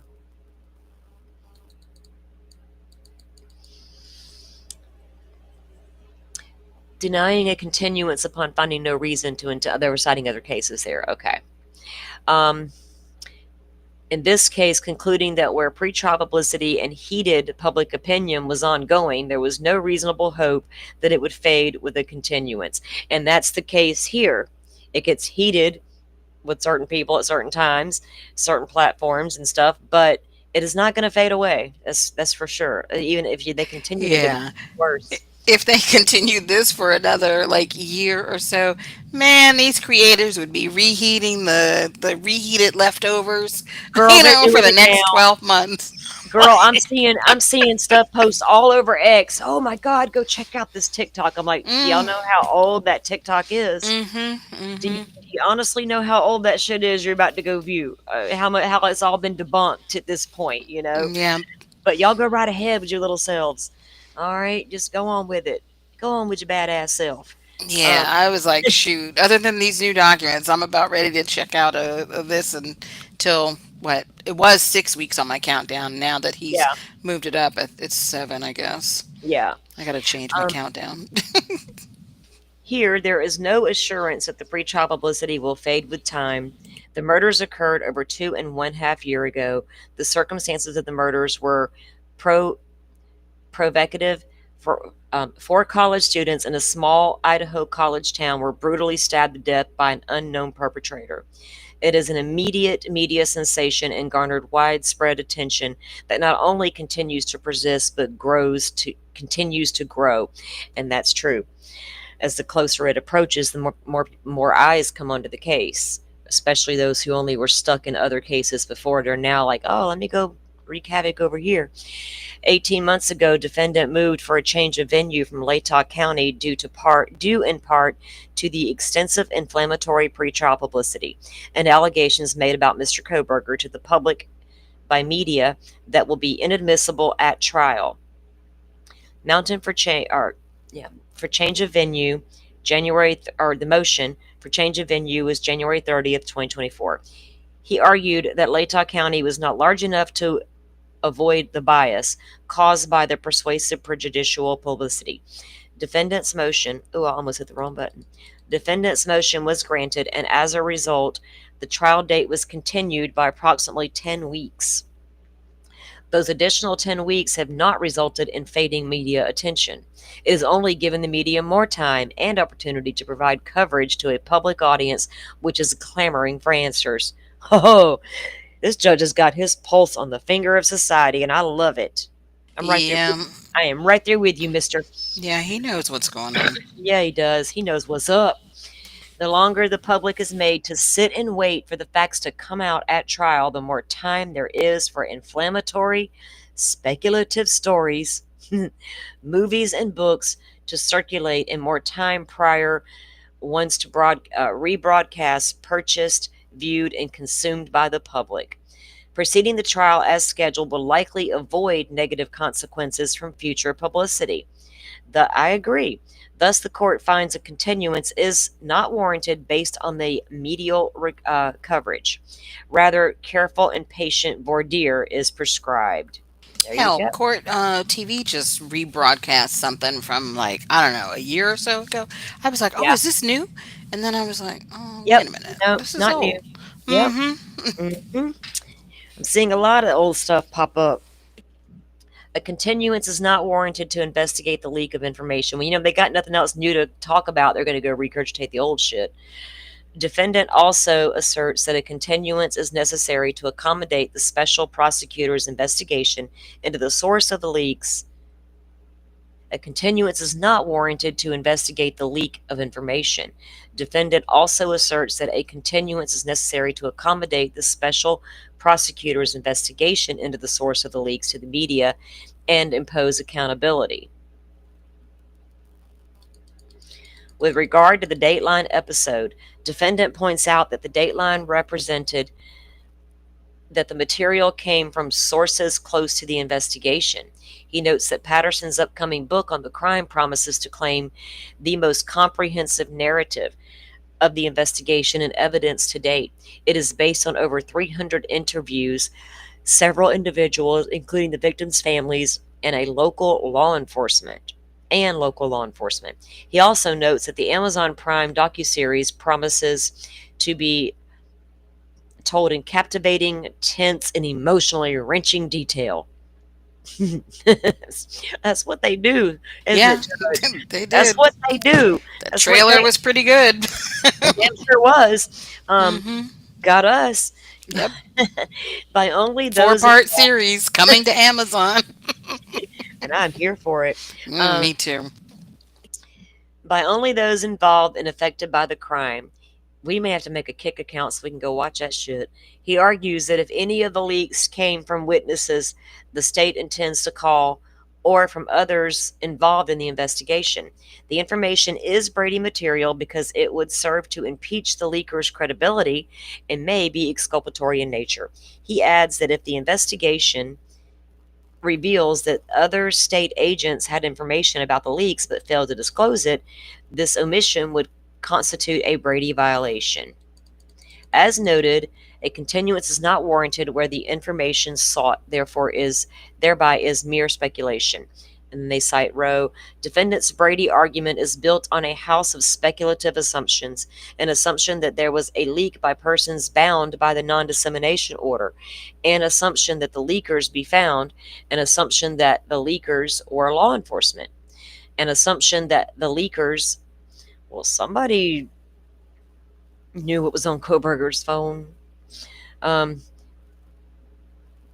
others who maybe were complicit, will be testifying as a government witness and as assumption that these witnesses, the FBI, will likely to be material.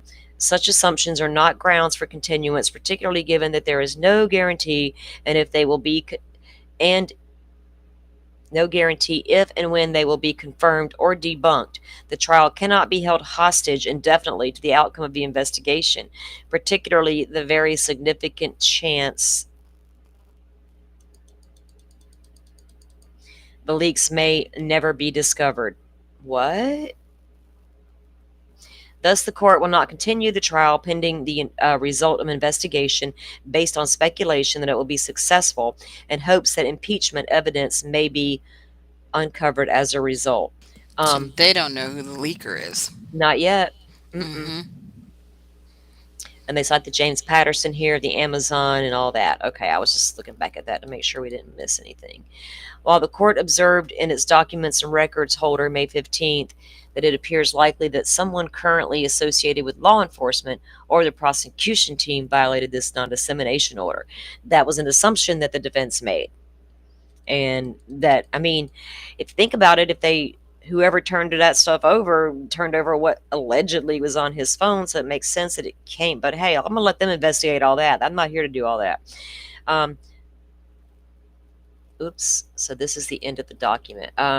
Otherwise accusing law enforcement, the court has not made and was not, by this statement, making findings or otherwise accusing law enforcement or the prosecution of such.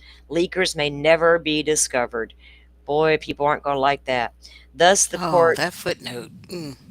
This one up here? Mm-hmm. While the court observed in its document and records hold May 15th, appeared that likely someone current or formerly associated with law enforcement or the prosecution team violated the court's non-dissemination order. It could have been someone from the defense team. I said that. That was in the very first document. Mm-hmm. People are like, that wasn't in there. I'm like, it damn sure was. And they're like, well, why would the defense leak? I said, it said former defense. In the other document, it said former member of defense is what it said. And everybody told me I was wrong. Which whatever, or someone not subject to the non-dissemination order. The court has not made and was not, by this statement, making a finding or otherwise accusing law enforcement or the prosecution of such. This court will not continue the trial pending the result of an investigation based on speculation that it will be successful and that the hope that the impeachment evidence may be uncovered as a result. Order based on the foregoing defendant's motion to continue is denied. Judge Hippler. Signed by Judge Hippler. Yeah. Yeah. Wow.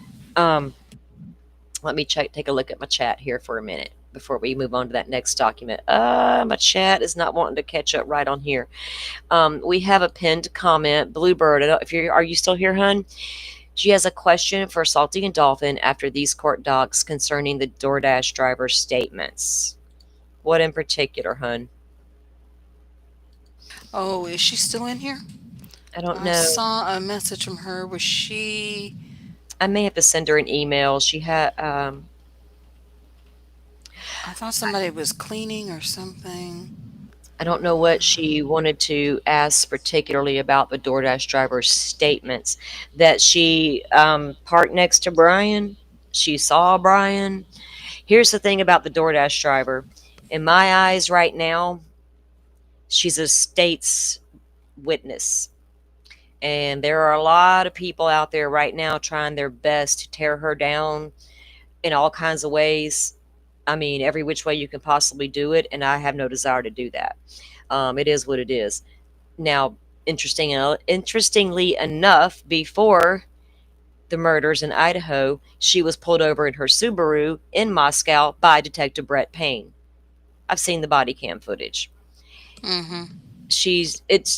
I don't know people have been trying to pin these murders on the DoorDash driver since the day the PCA came out. Oh my goodness. Well, if she's a DoorDash driver, that woman with all her ailments and whatnot wouldn't have been able to do that. Yeah, she could. With her, all you gotta do is get out of the car, walk in the restaurant, grab the food, and go back to the car and drive to the house and go deliver it. What she couldn't do. No, I'm talking about the murders. Oh, yeah. People, you know as well as I do, people have tried so hard. I never thought the DoorDash driver was the murderer. Never. Not one time. People really No, I didn't either. Yeah, people really wanted us to believe it was, but it was like, how do y'all? Because it's stupid. Because if the murderer was the DoorDash driver, it would be in their records, DoorDash's records, that this person didn't clear the address, leave the neighborhood, until 20 minutes later or however long or whatever. And if the DoorDash driver gave Xana the order and hit confirm, drop off, then they could have signed off their shift for the night, and DoorDash doesn't know what you do after that. But the DoorDash records are there. I never suspected the damn DoorDash driver. But that still would have been suspicious too, signing off. That's now, the if you equivalent had done of that, turning that the would have been phone off. different. Mm-hmm. Well, not even just turning the phone off. If the DoorDash driver had been their last delivery, Mm-hmm. and then they signed off the DoorDash app for the night, then maybe. But we don't, I just never have thought it was the damn DoorDash driver. That'd be too easy to prove. Go swab their freaking DNA. Does it match the sheath? No, not your killer. So I don't really know what the question was about the DoorDash driver. I really don't have a lot to say about the poor lady, except she's got major issues. Her husband was murdered right in front of her eyes before the Idaho 4 situation. She's got PTSD. It is what it is. So does Brian Koberger. We're gonna give him a free pass on quadruple murder, but she ain't gonna get a free pass on being drunk in her car or whatever it was. So I'm just, yeah. See, I don't even think she was under the influence of She wasn't. She anything. didn't. The woman was emotionally upset, She didn't get charged with the meth the officer claimed he saw in the truck. Oh yeah, he was just messing with her. You know what I mean? Yeah, but he shouldn't have. He was an asshole. Yeah, he was. He was being a total asshole. That's uncalled for. She was not charged with meth that night. I've done read all I know the that. reports. Mm-hmm. Yeah, I've read all the reports. I've had somebody send me all the documents for everything. I've seen all the body cams that are out there. Looked into her past, history in court. Yeah. But the thing is that there are certain things that people are. Oh, there she is. She had to do something for a minute. Okay, but there are certain things that people are overlooking or whatever, because she said, what do you call it? They were talked about a previous DUI, like she had just supposedly been stopped for DUI or whatever. And then they said that the lab results from that one weren't even in. And she said, "Oh, Jordan stopped me again." So it's like that cop was like harassing her, you That know? was yeah, he had talked to her before, but Right. Like people very who recently to this one. So, there are people out there who are going to use the DoorDash driver to their benefit in their propaganda machine. I'll just say it like that. oh yeah. Bluebird, Bluebird, what was your question about the DoorDash driver, hun? Do you think it's weird that she referred to him as Brian? No, I don't. No, She's no, mm-mm. we all call him We all Brian. call him Brian, so Yeah, we yeah. all call him Brian. And So we I don't know know. him, Yeah, yeah. yeah. She knows for almost 3 years. She's known she's got to testify against Brian Koberger. So she just said, "I got to testify against Brian." You Oh know, yeah. yeah. Most I didn't yeah, find it creators do suspicious. say Brian, or Mm. whatever. Oh God, yeah, we do. We They all definitely do. don't call him Mr. Koberger Oh or fuck the no, defendant. Yeah. right? The perpetrator. Yeah. I don't know. That was just something that didn't make me question. I don't. Yeah, to me that DoorDash driver is not sus at all. She's just had a hard time in life. It is what it is. Wrong place, wrong time, and now she's getting drug into something she didn't want to be a part of. And I look at it like this. You've got too many people who don't know how to read the room in the first place, trying to Exactly. analyze what was going on in that body cam footage. That woman was upset and she Yep. literally was like in her head, like, oh God, Yep. like this is too much for me. I don't know how I'm gonna, be dealing with this or whatever. And they are also forgetting to mention that the officer that or whoever it was that was sitting across from her asking these questions was somebody specifically brought in to question her about, conditions that she might have that Yep. would cause her to not pass a field sobriety test. That's Yep. what that conversation was, Mm-hmm.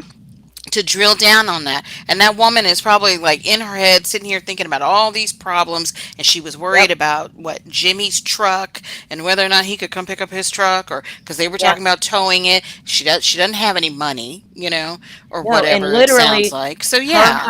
literally her husband was gunned down in front of her by another man. That's all there. And it's a Mhm. legit. I went and looked it all up. Her and her husband took her friend to go and get her stuff because her and her old man were fighting. The DoorDash driver's husband goes into the home, has an altercation with the man in the home. That man pulled out a gun and shot him and killed him. And he went to jail in Idaho, in prison. I've already looked at all of it. Poor things had a lot going on in life, and I'd rather throw shade at this suspect all day than that damn DoorDash driver. I know that. So while we get to this next document, I need to take a break real quick, guys, and go run grab Okay. a cold drink. Um, Okay. I'll be right back. If y'all want to, like Miss Shorty says, walk and talk, chat. I don't know what it means, Miss Shorty, but I like it when you say it. All Yeah. right, No, I'll I be right just back. Okay. okay. What do you call it? Yeah, because I mean, again, put yourself in this woman's shoes. So, like she said, the husband, was gunned down in, I think it was 2013 or whatever. So she's been probably struggling ever since then. It doesn't seem like, she's got a 9 to 5 or whatever, so she's door dashing, she's living, wherever she's living. I don't know, but you know what I mean? And then this woman is like probably struggling to get by. She keeps getting pulled over, or she's gotten pulled over, and accused of DUI. They don't even have the test results back from this other time, which means they had just pulled her over like another day, like say a few days before or whatever. Like, how long does it take these blood tests to come back? For results for DUIs or whatever. Um, she's like basically she looked like a woman who's at her wits end. Okay. And she was emotional, she was crying, and she was in a lot of pain, which people who don't deal with chronic pain don't understand how people, like what people go through who have chronic pain. And I was in a car accident, what, back in 2018. And yeah, I'm up and moving around, and whatnot, thank God. But I have muscular aches, neuropathy in my arms, and, uh, I could be like walking across the house and, 1 minute, and the next minute I've bent over the wrong way and I've got a nerve flickering in my butt. And then next thing you know, I'm down for hours or whatever. So you have to look at somebody, she's sitting here talking about all these chronic pain issues or whatever. And I sat there and I listened to this woman. She was talking about, what did she say? Fibromyalgia. Fibromyalgia. She's got MS, Mhm. which is a very debilitating, Karen Reed had condition. MS. Um, what else? She's got all these Had other a couple of issues. things. And I mean, yeah, and the oxycodone or the hydrocodone or whatever she took, she said she took it in the morning.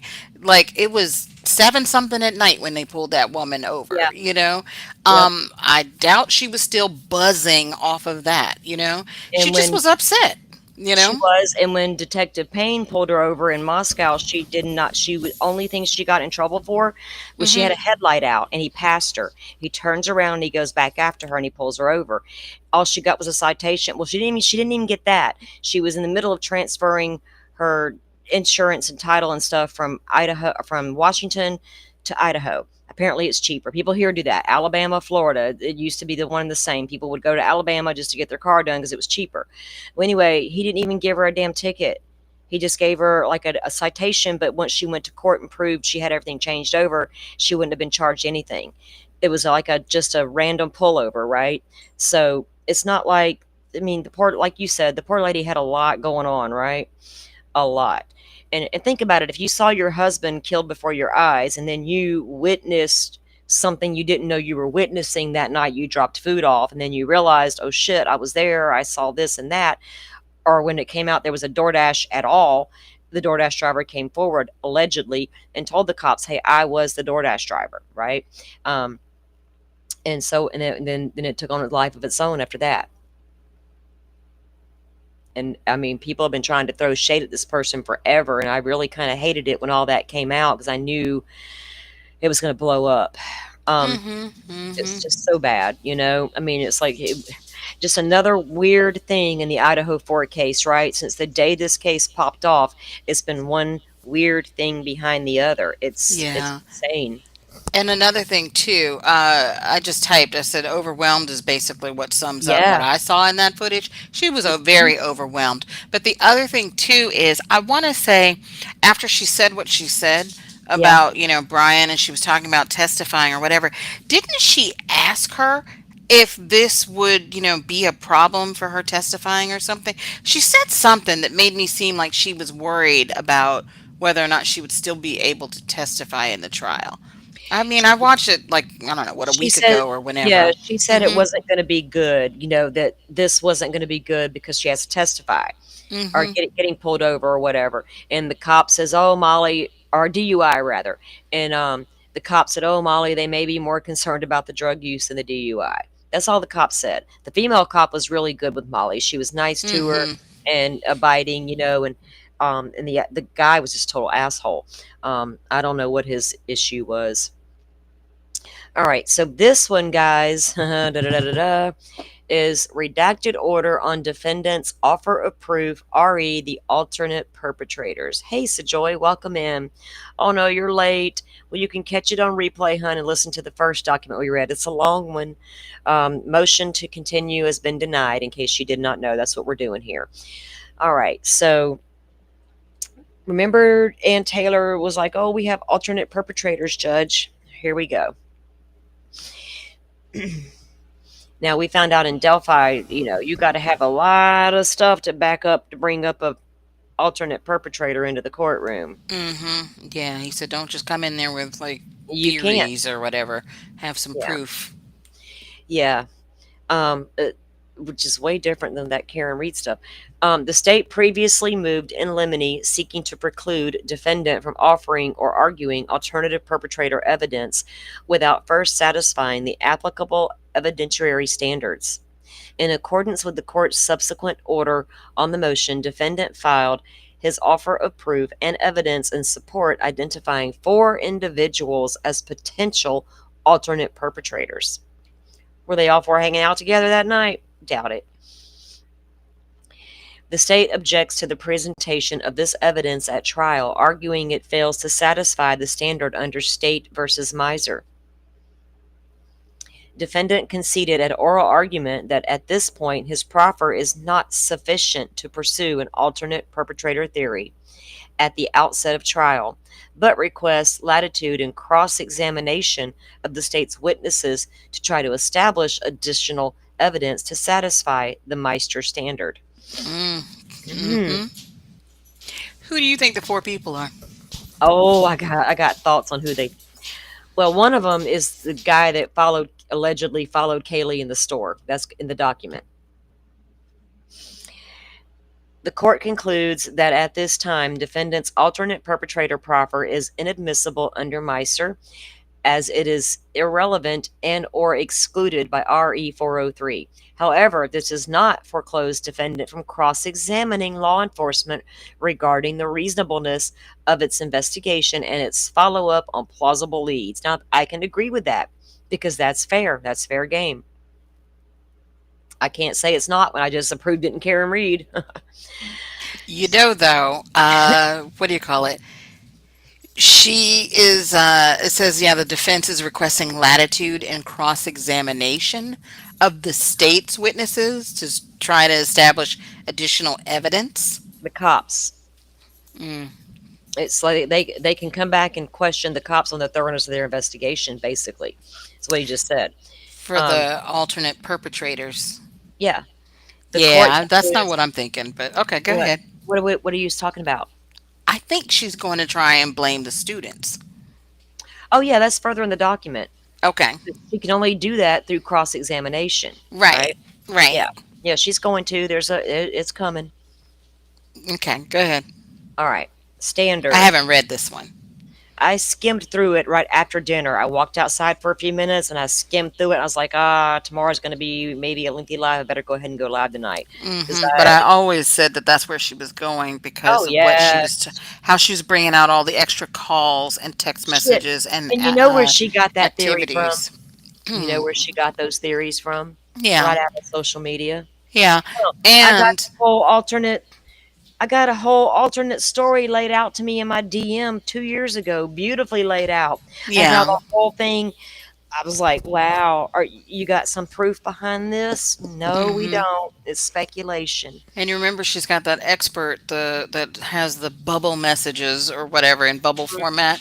Remember those? Yep. It was DM and BM. Yep. I mean, people legit thought that some creators could be sent anything and just run out the door. Hey, I'm not Jen Coffindaffer. Standard. Trial courts I do my fucking homework. Trial courts have broad discretion in the admission of evidence at trial.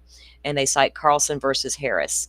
A trial court acts within the bounds of its discretion when it correctly perceived the issue is one of discretion, acted within the outer boundaries of its discretion, acted consistently with legal standards and standards applicable to specific choices available to it, and reached its decision by the exercise of reason.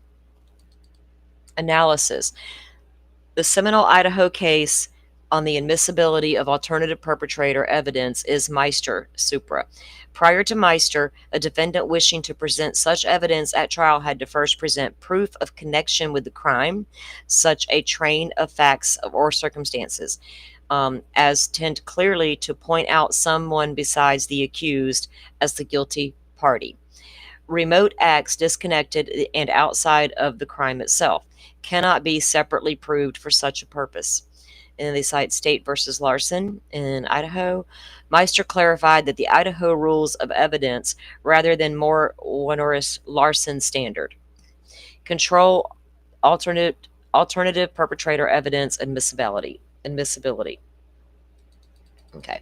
Under these rules, evidence is relevant if it has any tendency to make the existence of any fact that is consequence to the determination of action more probable or less probable than it would be without the evidence. Idaho Rule of Evidence 403 governs the exclusion of relevant evidence and permits a court to exclude evidence it is probative value is substantially outweighed by a danger of unfair prejudice, confusing the issues, misleading the jury, an undue delay, wasting time, or needlessly presenting cumulative evidence. You think she's going to call out a roommate and all that cleanup? Meister further offered the following guidance on applying these rules and determining whether proffered alternative perpetrator evidence is relevant and admissible. If the defendant proffers evidence which merely tends to mislead the jury that another person committed the crime, or the evidence is not relevant because it does not tend to make the defendant's involvement more probable or less probable, then it is within the trial court's discretion to find the evidence inadmissible. Mere inferences that another person could have committed the crime will not most likely be relevant. The Saudi defense.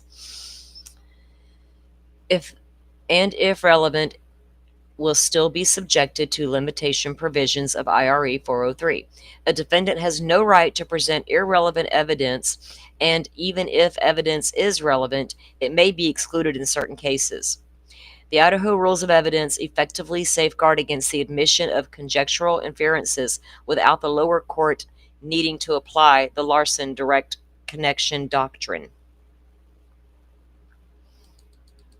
Boy, Judge Gall wanted a direct connection. Here the evidence defendant has offered purporting to establish the fourth individuals as alternate perpetrators objectively fails to meet the Meister standard. Namely, the evidence is entirely irrelevant. Nothing links these individuals to the homicides or otherwise gives rise to a reasonable inference that they committed the crime. Indeed, it would take nothing short of a rank speculation by the jury to make such a finding. 3 of the individuals were socially connected to one or more of the victims, interacted with one or more of the victims at social events in the hours prior to the homicide. Who do you think that is? In the hours prior to the homicide. Let's see. Who's taking a walk with the girls back toward the grub truck? Oh, well, no. 3 of the individuals, yeah. Were At socially events. connected.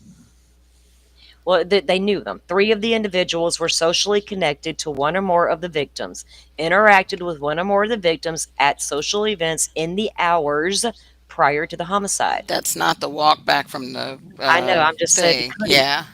but he I'm interacted wondering, with is them. she. Hold on a second. You think she's going to use the frat All right, look. theory? They went to the football game, then they went to the bar, then they walked to the grub truck, and then they went home. Hours prior to the homicide. So what 3 besides him? Who would be the other 2? Well, Jack Decor was at the damn bar. Yeah, sure Uh, was. Hoodie guy walked him from the bar to the grub truck. Mhm. And then whoever the third person is, was it somebody at the football game? I don't know. I'm just saying, it says right there, hours prior to the homicide.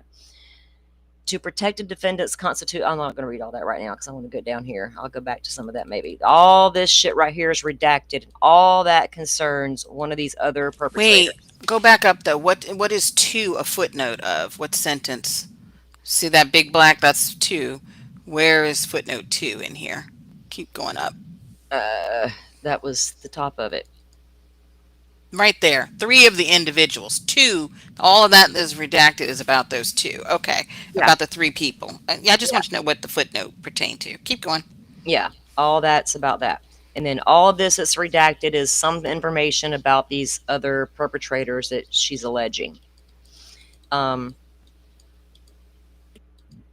then see, because right here, you can't see what it says. Then look at this. It says lived within walking distance. Hold on, let me get this up here.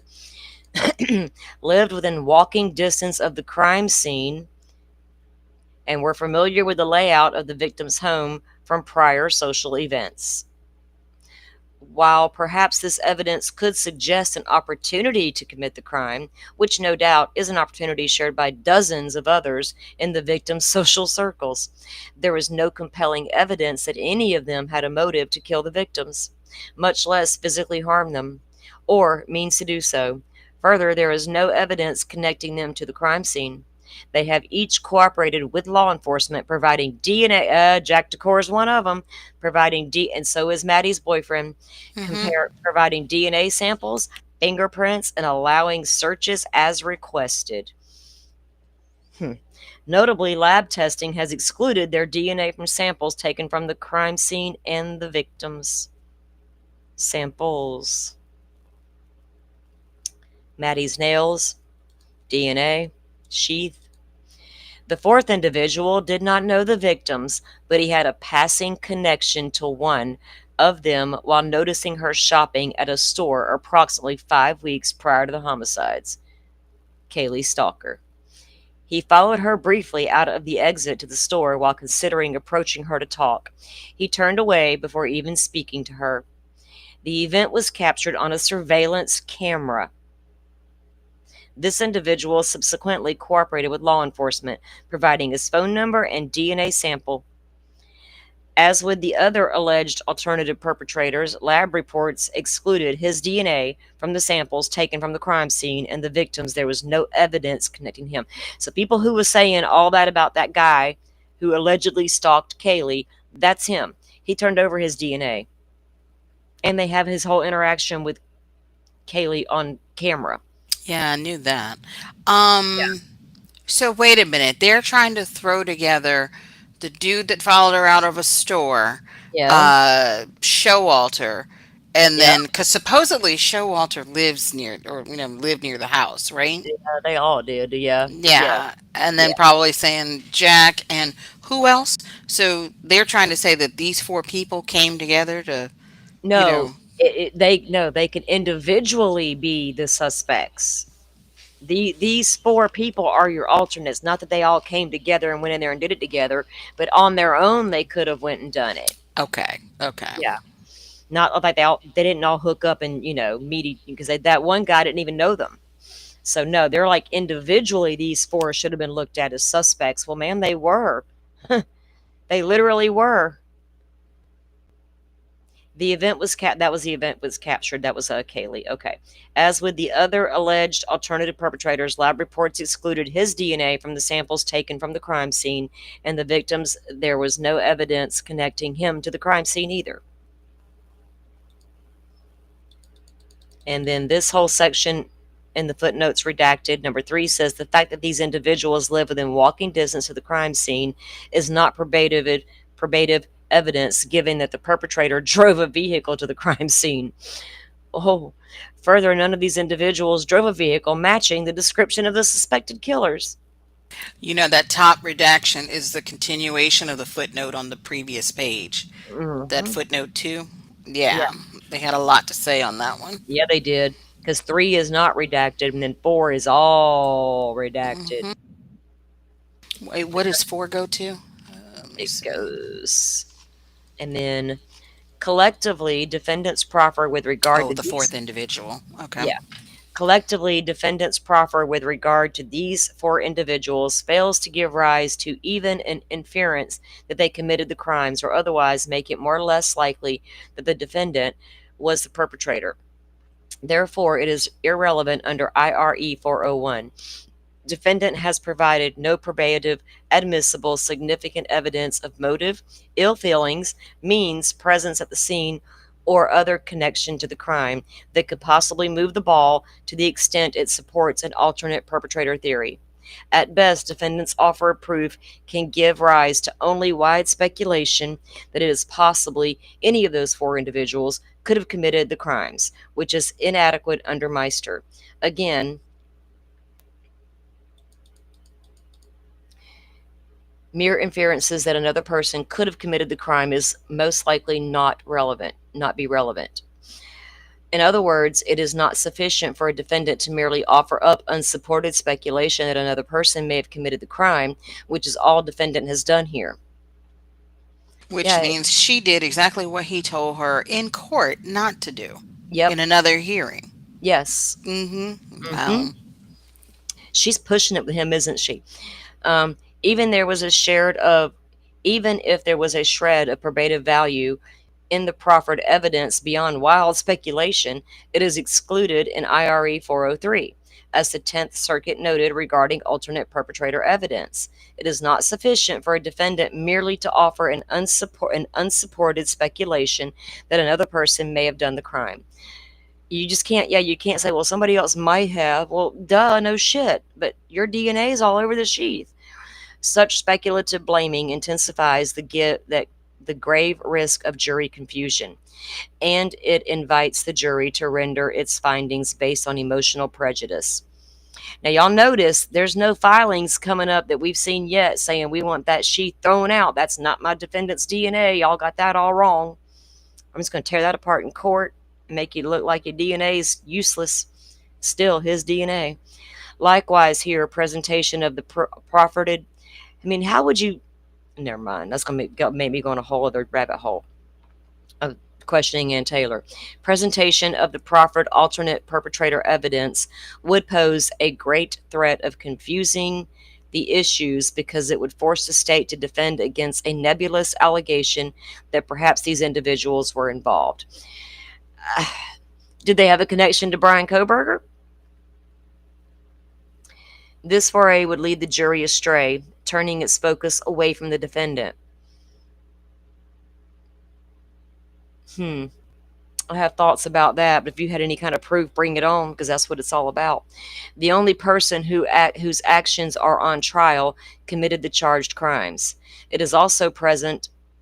It also presents a threat of unfair prejudice, as it would invite the jury to blame unrepresented persons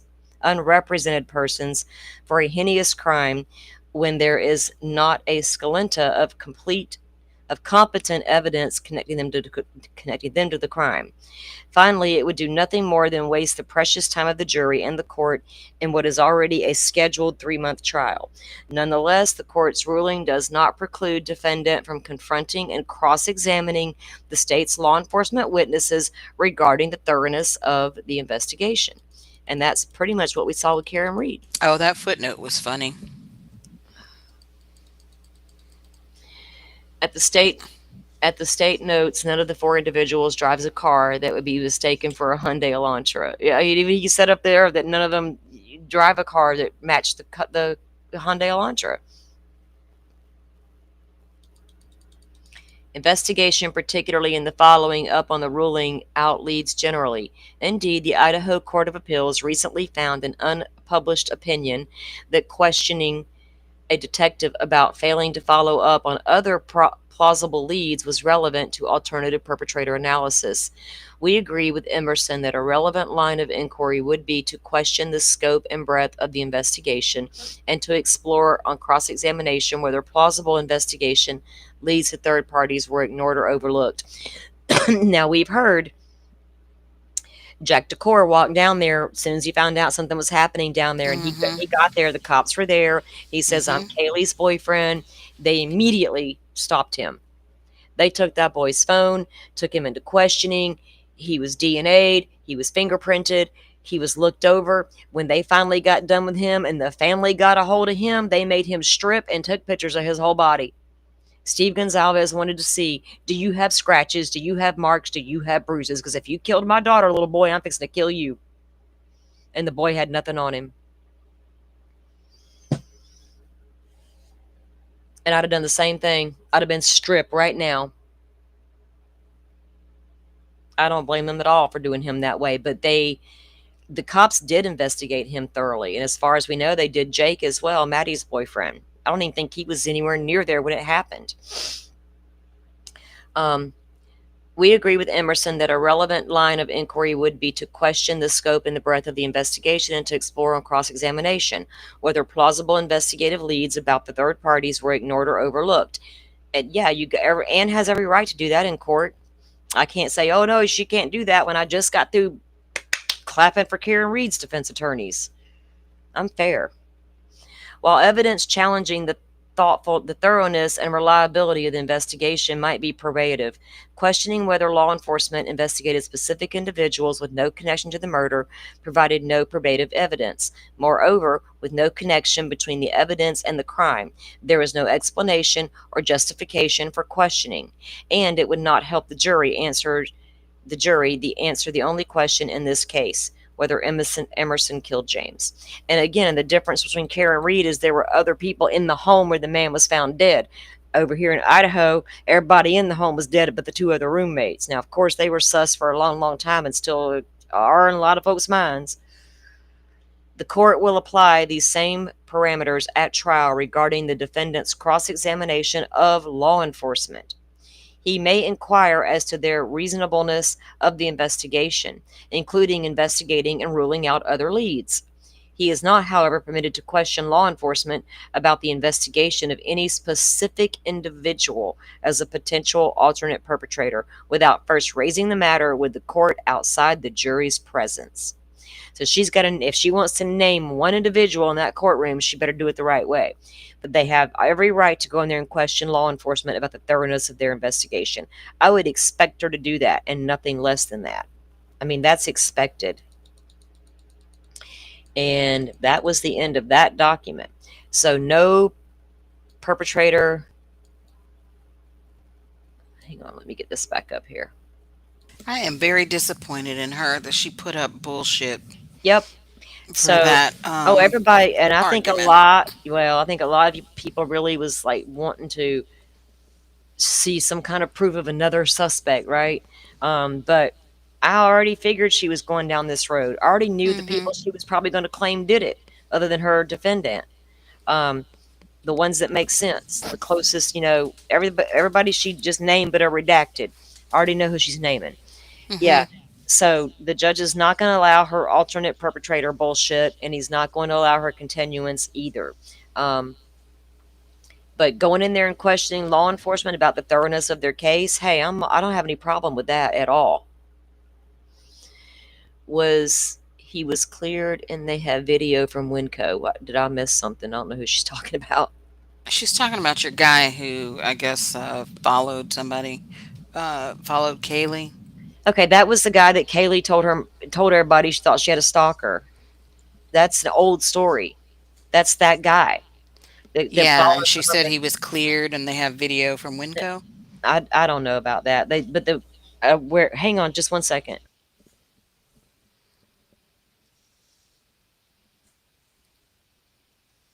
I don't know exactly which store it was, but they just said in the document they do have it on surveillance video of him coming out of the store, appearing to approach Kaylee, but he turned around and went back the other direction. He was going to go up and ask her for a date or for a phone number, and he said he changed his mind.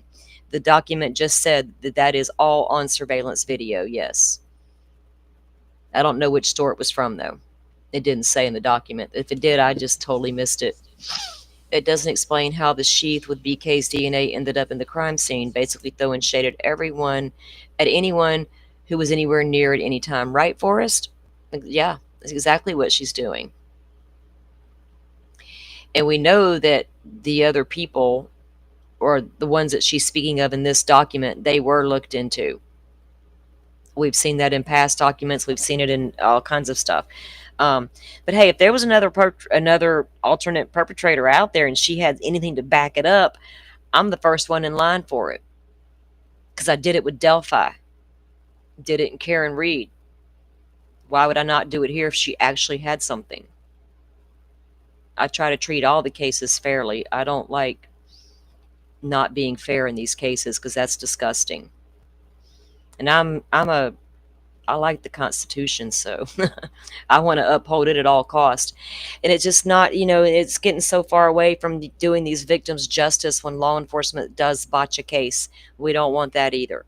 People are having a hard time with, Lori might have something in her little filing over there, but we need to make sure everything's done right so that people like Lori don't have a leg to stand on later. Things like that. It's crazy. I was just looking back at the comments, guys. I gotta go make my grandbaby some muffins. He's wanting muffins, and it is 10:15 p.m. here my time. I got to get up in the morning, and I'll still have my little grandson here. I will be live tomorrow. We're going to be doing an update on the Crystal Rogers case. We're on, I think, day 3 of her trial tomorrow, and I want to bring some updates about that, and then maybe a couple more updates as well, and then maybe we can go back over some of this a little bit more. I guess I'm just disappointed that Ann seems to throw out a lot of unfounded claims. That's what Ann Taylor's been doing for a long time. For a long time.